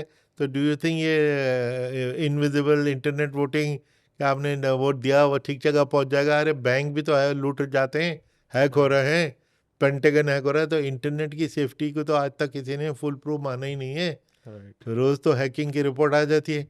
तो बैंक लुट जाए तो कोई चिंता नहीं है, उसको इंश्योरेंस कंपनी अंडरराइट कर देगी। राइट। इलेक्शन नहीं लुटने दिया जा सकता, राइट। है ना? ऑफ तो कोर्स। इसलिए, और दूसरे ये कि हम टेक्नोलॉजी में हम सुपर पावर हैं, लेकिन इसका एक दो नॉन टेक्निकल रीजन है कि जिसमें की वजह से हम इंटरनेट वोटिंग फॉर इंस्टेंस हम नहीं इंट्रोड्यूस कर रहा है। कि कोई आपके घर पे आके आपके पिस्तौल रख दे कि लाओ हाँ। अपना कंप्यूटर, मुझे दे दो, या फलां को वोट देना है इस पे दो, या बल्कि मुझे दे दो, मैं इसमें डाल राइट, दूंगा। तो हम आपको प्रोटेक्शन आपके घर में तो जाके नहीं दे नहीं दे सकते। सकते। या कोई आपको आके 5,000 रुपए का लिफाफा थमा दे कि ये लो पैसे और लाओ और मुझे इसको वोट डाल कंप्यूटर, देना। तो हम आपकी इंटेग्रिटी को भी वहाँ गार्ड नहीं कर सकते। राइट, राइट, तो राइट। ये दो नॉन टेक्निकल रीजंस हैं, लेकिन बड़े वैलिड रीजंस हैं, बहुत वैलिड है। है ना। तो इस वजह से अभी फिलहाल मुझे नहीं लगता कि वो ऐसे एज में, जब का एक्सपीरियंस देखिए कि जब ईवीएम क्वेश्चन हो रही है सिंपल सी, तो वो इनविजिबल, जैसे क्रिप्टो करेंसी की बात होती है, अरे क्रिप्टो करेंसी क्या है, किसने देखी है, कुछ पता ही नहीं। तो ऐसे रिस्क हम ले ही नहीं सकते। सर एक पहल हमारे देश में छेड़ी जा रही है, that is one nation one election, right? Hmm. आपके हिसाब से क्या ये ठीक है? कुछ तो इसमें फ़ायदे हैं। फ़ायदे एक तो ये हैं कि भाई देखिए, वोटर भी वही है, तो चाहे वो इलेक्शन लोकसभा का हो, विधानसभा का हो, इवन पंचायत का हो, पोलिंग स्टेशन भी वही हैं। हम्म। इस सबको कराने वाली वही मशीनरी, डिस्ट्रिक्ट डिस्ट्रिक्ट एडमिनिस्ट्रेशन ही है, सिक्योरिटी भी वही है। राइट। एक बूथ एक दफ़ा तैयार कर दिया, सिक्योर कर दिया, आप जाएं एक मशीन पे बटन दबाने के बजाय तीनों मशीनों पे दबा लीजिए, उससे तो बड़ी कन्वीनियंस दिखाई देती है। राइट। लेकिन ये कन्वीनियंस ऑफ इलेक्शन कमीशन इतनी इम्पोर्टेंट नहीं।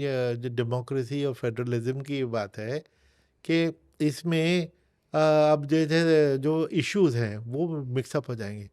अब आदमी वोट देने जाएगा, अब गांव का आदमी है, पंचायत का इलेक्शन हो रहा है, वो अपना एमपी तो वो किसी पार्टी को दे दे, और राइट। पंचायत के लिए किसी और को दे, ये चांसेस कम होते हैं। वो नॉर्मली तीनों एक ही को देने की टेंडेंसी हो जाती है। अब यूक्रेन में हमारे क्या पॉलिसी होनी चाहिए, गाज़ा में क्या पॉलिसी होनी चाहिए, या मेरी घर की नाली के सामने जो उसमें पानी जमा हो गया उसको साफ करना है, इन राइट। इश्यूज़ में तो फ़र्क है। तो ये तीनों इश्यूज़ मिक्सअप हो जाने के चांसेस में ज़्यादा होते हैं। और इन्हीं के रीज़न क्या दिया गया था कि पैसा ज़्यादा खर्च होता है, टाइम ज़्यादा लगता है। हाँ। उसका इलाज मैंने कई बार सजेस्ट किया है कि साहब 2.5 महीने के बजाय 33 दिन में मैं इलेक्शन करके दे सकता हूँ आपको, हम्म। एक फेज़ में करो। और क्योंकि मल्टी फेज इलेक्शन हम सिर्फ एक ही वजह से करते हैं कि ये जान की हिफाजत करने के लिए। क्योंकि पहले क्या होता था कि बड़े पोलिंग डे पे और पोलिंग महीने में सैकड़ों मर्डर हो जाते थे, राइट। तो पैरामिलिट्री फोर्सेस का इस्तेमाल शुरू किया गया, और पैरामिलिट्री फोर्स लिमिटेड होती थी। तो हम उस लिमिटेड फोर्स को हम आइडेंटिफाई करते हैं कि नॉर्मल बूथ कितने हैं, सेंसिटिव और हाइपर सेंसिटिव कितने हैं। तो हाइपर सेंसिटिव को सबसे ज़्यादा सिक्योरिटी, सेंसिटिव को उससे थोड़े कम, और नॉर्मल बूथ को सबसे कम सिक्योरिटी। तो सबको फुल कवरेज देने के लिए हमको कितने फेज में उसी फोर्स को हम रोटेट करते हैं। अगर वो फोर्स हमको इकट्ठी ज़्यादा ही मिल जाए, अब तो होम मिनिस्टर ने बार बार स्टेटमेंट दिया है कि साहब हमारे देश में अमन व अमान सुकून हो गया, माओइस्ट प्रॉब्लम भी अब ख़त्म है, मार्च में तो बिल्कुल ही ख़त्म हो जाएगी।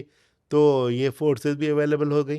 राइट। अब हमको 1,000 कंपनी देने के बजाय 3,500 4,000 कंपनी एक साथ दे दो, हम्म। और 3 महीने के बजाय 1 महीने के लिए दे दो, राइट। है ना। तो हम तीन एक फेज में, सिंगल फेज में। और आज के मल्टीमीडिया एज में तो बहुत ज़रूरी हो गया कि सोशल मीडिया के ज़माने में इतनी रूमर्स और फेक न्यूज़ जो फैलती है, उससे राइट्स हो सकते हैं, देश को आग लगाई जा सकती है। तो उससे बचाने के लिए भैया एक ही दिन को वो वोट दे के ख़त्म करो, क्योंकि बिटवीन फेजेस इतनी कि नफ़रत और फेक और न्यूज़ वगैरह इतनी चलती रहती है। तो इसलिए अब हमें उसको सीरियसली सोचना चाहिए, और जिसके लिए वक्त आ गया, क्योंकि हम security forces was the only reason. Sir एक बात बहुत इंटरेस्टिंग, अगर आप भी इसे देखो, जेल से नेता बन सकते हैं लेकिन चुन नहीं सकते। सर जेल में इलेक्शन क्यों नहीं होते? नहीं, ये ठीक बात आपने कही, होने चाहिए। मैंने इसी के ऊपर एक दफ़ा आर्टिकल भी लिखा था कि ज़रूर होने चाहिए, राइट। क्योंकि 4 लाख ही तो लोग हैं, राइट। इतने सारे जेलों को मिला के कोई बड़ी बात नहीं है। और वहाँ पे हम और कुछ नहीं तो पोस्टल बैलेट तो शुरू कर ही सकते, राइट। क्योंकि अदरवाइज प्रॉब्लम ये है कि हम एक बूथ लगा दें, वो आदमी कहाँ का है, हम्म। तो उसी वो तो हिंदुस्तान के किसी भी कोने का हो सकता है। राइट। तो उतनी मशीनें तो हम लगाने वाले हैं नहीं, लगा नहीं सकते कि भाई लगा राइट। दी उसमें 1,000 मशीनें, तो उसमें से राइट। आदमी चुन ले कि कौन कौन सा है। हम्म। लेकिन पोस्टल बैलेट की फैसिलिटी बड़ी आसानी से दी जा सकती है। आफ्टर ऑल वो हम अपने एम्प्लॉयज़ को देते हैं, डिप्लोमेट्स को देते हैं, सिक्योरिटी फोर्सेस को दी हुई है, राइट। इनको भी दी जा सकती है, देनी चाहिए। बात ठीक कह रहे हैं। सर बात करें अगर इलेक्शन की, तो उसमें एक पार्ट आ जाता है करप्शन का, फ्री बीज का, या पार्टीज ओवर प्रॉमिस करती हैं, राइट? तो मैं आपको चाहूँगा इस पे आप बताएं, इस पे आपकी क्या राय है? जैसे पार्टीज पैसा बांटती है, सर इलेक्शन कमीशन इस पे क्यों नहीं बहुत तगड़ा एक्शन लेती इस कि पे दैट? बहुत तकड़ा एक्शन लेती है। वो ओनली थिंग इज़ कि ब्लैक मनी की इतनी पावर है कि ब्लैक मनी दुनिया में कहीं रिमूव हो नहीं पाए, कोशिश पूरी करते हैं। अब मेरी इस किताब में जिसका अभी ज़िक्र करूँगा मैं, an right. Undocumented wonder, the right. Making of the great Indian election, इसमें पूरा एक चैप्टर मनी पावर है। ओके। उसमें मैंने 40 तरीके बेईमानी के जो हैं वो लिखे थे, जो हमने जो पकड़ रखे थे। राइट। और वो अब जैसे होता क्या है कि आप ये चाय की प्याली भी नहीं दे सकते, वो ब्राइब मानी जाएगी। हमने देखा कि इलेक्शन के दौरान बड़ी बड़ी लैविश पार्टियां हो रही हैं, जिसमें खूब शराब, चिकन, सब चल रहा है। तो बल्कि एक जगह शादी हो रही, हमारा एक ऑब्जर्वर गया कि दूल्हा दुल्हन को मुबारकबाद दे दें, तो पता लगा ना वहाँ दूल्हा था ना दुल्हन। फेक वेडिंग थी, बेसिकली लोगों को शराब पिला के रिश्वत देने की। राइट। उसके बाद हमने फिर बैंक्वेट हॉल और उन सब की एक डेटा इकट्ठा किया, और ताकि हम इस पर वॉच रखें। लेकिन ये लोग और चला गए, अभी भी फेक वेडिंग होती होंगी, लेकिन अब किराए का दूल्हा किराए की दुल्हन भी खड़ी कर देंगे। राइट। क्योंकि राइट। ड्रामे में और फिल्मों में होते ही हैं दूल्हा। राइट। तो कार्ड भी छपवा लेंगे, सारा चीज़ की ये तो जेन्युइन है। मुंडन सेरेमनी, बर्थडे, ये सारी चीज़ें वो होती हैं। तो दिस इज़ वन। फिर या पैसे ले जाने के तरीके में एम्बुलेंस में ले जाते थे। तो अब नॉर्मली तो हम एम्बुलेंस को तो छूते रोक नहीं। नहीं सकते। लेकिन फिर हमने कहा कि भाई एम्बुलेंस को अगर रोका, कोई जेन्युइन पेशेंट को नुकसान हो गया, मर गया, तो हमारी तो हालत ख़राब कर दी जाएगी। तो भाई उस एम्बुलेंस का पीछा करो अस्पताल तक। जब अस्पताल पहुंच जाए और वहाँ में से पेशेंट वेशेंट अगर है झूठा या सच्चा, वो उतर जाए, तभी उसकी रेड करना। फिर हमने ये देखा कि मंत्री और अफसरों की फ्लैग गाड़ियों के अंदर ये चीज़ें चलती थी, तो उस पर उसके पे सख्तियाँ की। तो ये जो बेईमानियों के 50 तरीके हैं, बीसियों तरीके हैं, उनमें से 40 हमने आइडेंटिफाई करके इसमें लिखे थे। 40 तरीके, 40 40 तो तरीके। हमने उस वक्त देखे थे, और आप कितने और उन्होंने नए तरीके सोच लिए होंगे। डेफिनेटली। तो उसको अपडेट हमें करना चाहिए, क्योंकि क्राइम इज़ ऑलवेज एक कदम आगे ही होता है क्राइम। दोस्तों मैं आपको बताना चाहूँगा, जैसे आप डॉक्टर कुरैशी को जानते हैं, वो सिर्फ चीफ नहीं थे इलेक्शन कमीशन के, he is a very good author. तो उनकी अभी एक नई बुक आई है, that undocumented wonder on the Indian election. तो इस बुक के अंदर आपको काफ़ी चीज़ें जानने को मिलेंगी, मतलब जो आपके अंदर क्यूरियोसिटी है, जो आप मन में सोच सकते हैं कि दैट वो 40 तरीके कौन से हैं जिससे इन्फ्लुएंस करी जाती है लोगों को। तो you can check it out this book. And इस बुक के अंदर सर की लाइफ से जुड़ी हुई बातें, एक्शंस एंड बहुत कुछ है जो आप जान सकते हो। तो you can by this book. मैं इस बुक का डिस्क्रिप्शन में लिंक ज़रूर डाल दूंगा ताकि आप उधर जाके चेकआउट कर सकें, राइट?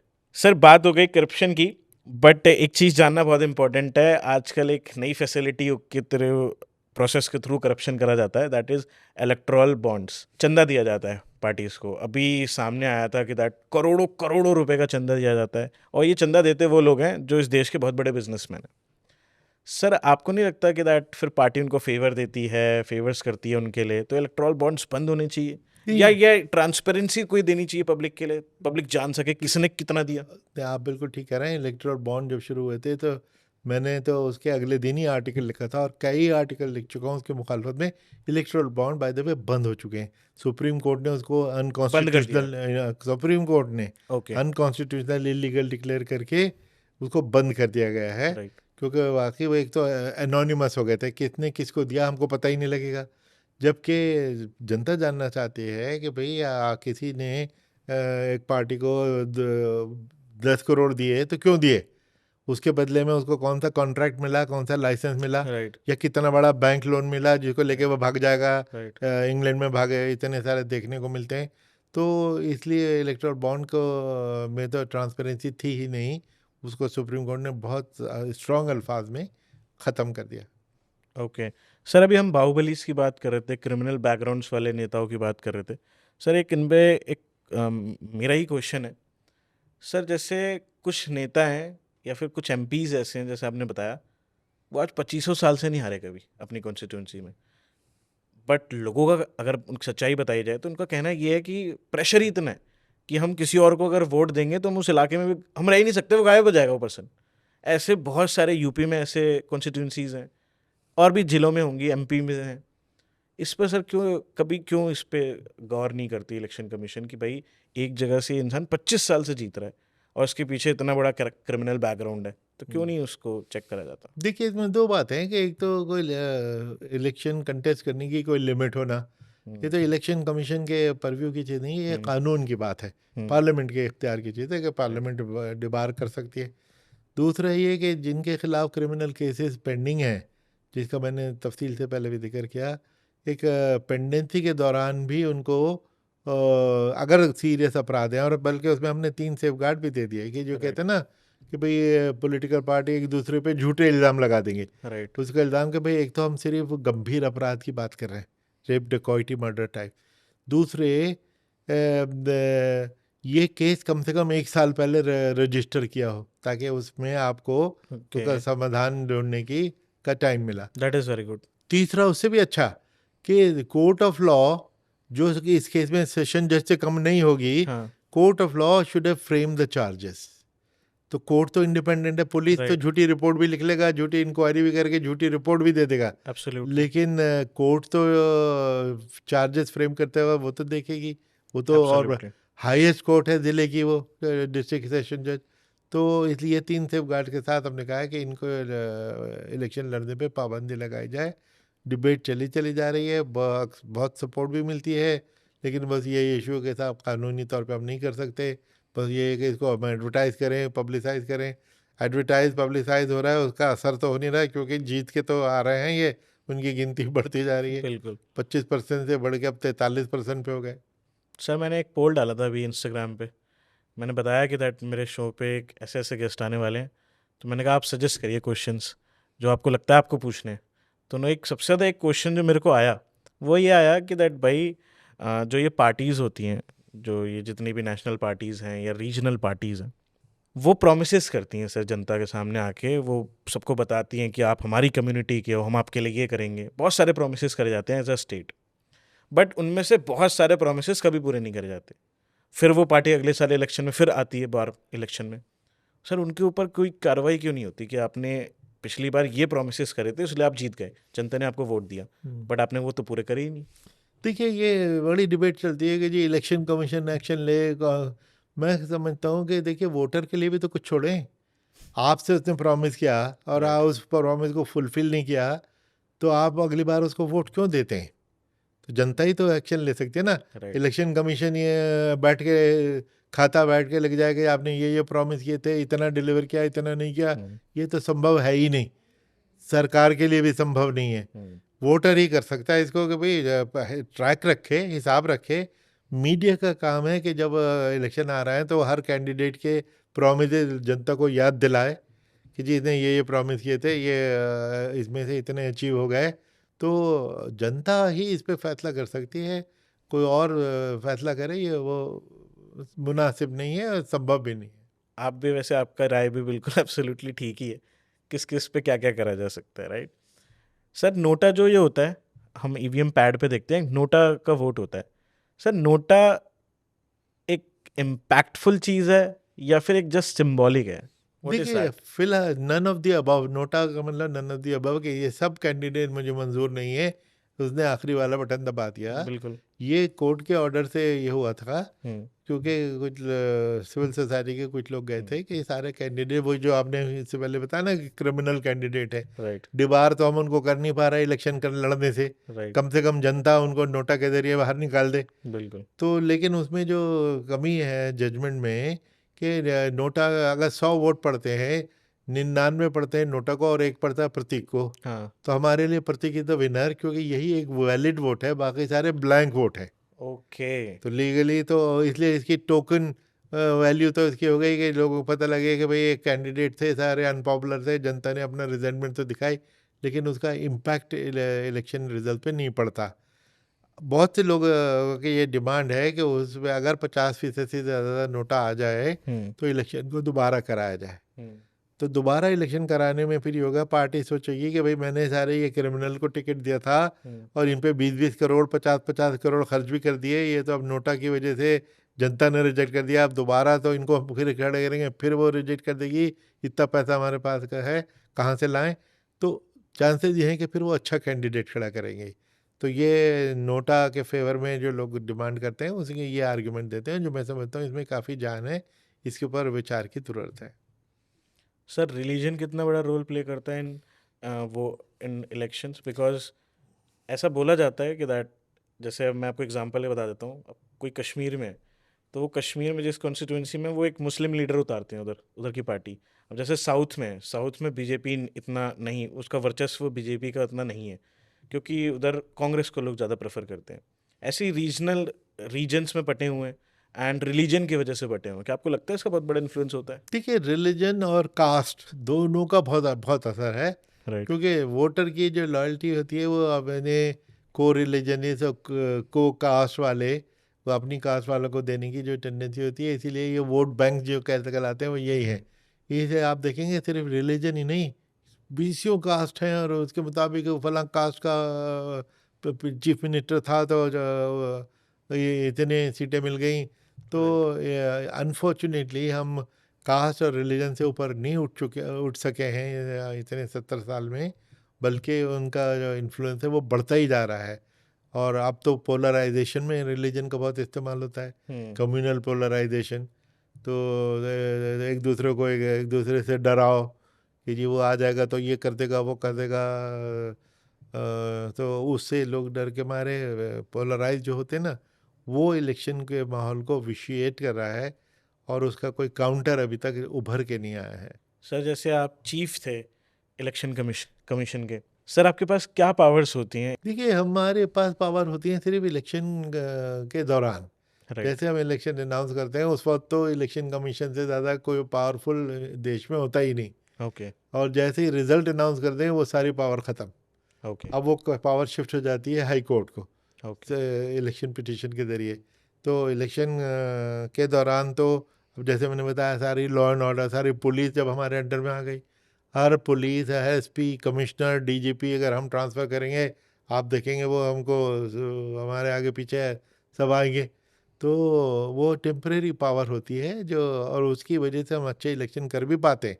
जब ये पावर नहीं थी तो किसी एसपी से भी कोई ईमानदारी एक्सपेक्ट करना मुश्किल होता था, किसी डीएम से भी एक्सपेक्ट करना मुश्किल होता था। क्योंकि दे आर लेकिन वर्किंग समबडी एल्स। है ना, लेकिन अब उनको मालूम है कि एक तो हमारे पास पूरी पावर है, ट्रांसफ़र करने की पावर जब से आई है उसके बाद से तो वो बिल्कुल ही डरते हैं। और सीधी सी बात कि भाई ये देखिए, हम सब लोग सिविल सर्विस से आए हैं। 40 साल पहले हम उसी पोस्ट पे थे जिस पे वो आज है। तो हम उनको बताते हैं कि तुम लोग बहुत स्मार्ट हो, बहुत इंटेलिजेंट हो, लेकिन हम तुम्हारे बाप हैं, समझ के संभल के रहना। गलत करोगे तो हम तुमको छोड़ेंगे नहीं, अब छुपा हुआ हमसे कुछ है नहीं। और 5 मिनट के नोटिस पे हम आपको in the middle of the election, कई बार मतलब मिडनाइट 12 बजे रात को पता लगा कि पुलिस कमिश्नर साहब वहाँ पे पैसा बट रहा है, और उनको बताया वो कुछ कर नहीं रहे, 12 बजे रात को हमने उनको बदल दिया।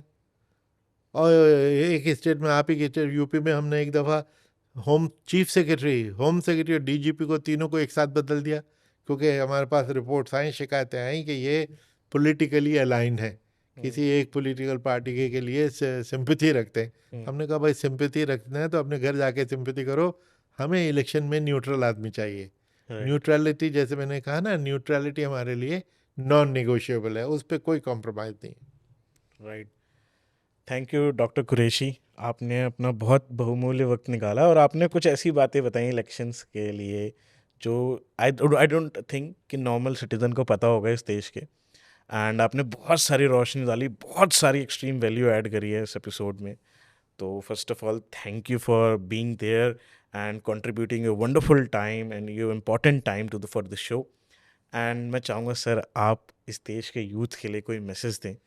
लाइक आपने इस देश में इतने बड़े ओहदे पे इस देश के लिए सर्व करा है, अपने जीवन में कुछ हासिल करा है, एंड क्या आप मैसेज देना चाहेंगे हमारे जी। देश के यूथ के लिए? मैं ये बताना चाहूँगा कि मैंने यूथ डिपार्टमेंट में बहुत काम किया है। मैं सेक्रेटरी था यूथ अफेयर्स मिनिस्ट्री का, ओह यूथ अफेयर स्पोर्ट का, उससे पहले जॉइंट सेक्रेटरी था। Okay director general of Nehru युवा केंद्र संगठन था, director general of national service scheme जो कॉलेजेस में होती है। तो यूथ के साथ तो मैंने 16-17 मैन ईयर जिसको कहते हैं बिताए हैं। मुझे यूथ की इम्पोर्टेंस पहले से ही पता थी, और यूथ को मैं यही कहना चाहूँगा कि उनको पॉलिटिक्स अब कि तो अपने राइट को समझना चाहिए, अपनी राइट पावर को समझना चाहिए, और उस पावर का अच्छा इस्तेमाल करना चाहिए। जैसे हम नेशनल वोटर्स डे उन्हीं के लिए हमने शुरू किया, और उसमें ये यूथ एक शपथ लेते हैं कि मैं नेशनल वोटर डे पे ये शपथ लेते हैं कि दिन की जब भी इलेक्शन होगा मैं ज़रूर वोट देने जाऊंगा और ईमानदारी से दूंगा, किसी लोभ लालच में वोट नहीं दूंगा। तो इलेक्शन में ईमानदारी के साथ एक्टिवली पार्टिसिपेट करना देश के फ्यूचर के लिए बहुत ज़रूरी है, और यूथ के हाथ में ही ये देश है और रहेगा हमेशा। उनको अपनी जिम्मेदारी को समझना चाहिए। Thank you so much sir and thank you for the wonderful time. जय हिंद। Thank you very much. So thank you very much. अगर आपने पॉडकास्ट टिल द एंड देखा है एंड जो भी इसमें आपको अच्छा पार्ट लगा हो, जो आपने सीखा हो, कमेंट करके मुझे अपनी राय ज़रूर देना। एंड मेरे चैनल को अभी तक आपने सब्सक्राइब नहीं करा है तो फटाफट से चैनल को सब्सक्राइब कर लो। एंड आप मेरे दूसरे चैनल को भी सब्सक्राइब कर सकते हो जहाँ पे आपको इस चैनल का शॉर्ट फॉर्म कंटेंट मिल सकता है, यानी कि आप शॉर्ट में बड़े पॉडकास्ट की बात छोटे में समझ सकते हो। तो उसको भी सब्सक्राइब कर लो। प्रतीक शो क्लिप्स के नाम से वो चैनल है। And guys tell me about कि अगला गेस्ट मुझे किसको लाना चाहिए। तब तक के लिए मेरे चैनल को सब्सक्राइब करें, सपोर्ट बनाए रखें एंड मैं मिलता हूं किसी अगले इंटरेस्टिंग पॉडकास्ट में। तब तक अपना ध्यान रखें, खुश रहें। वंदे मातरम, जय हिंद।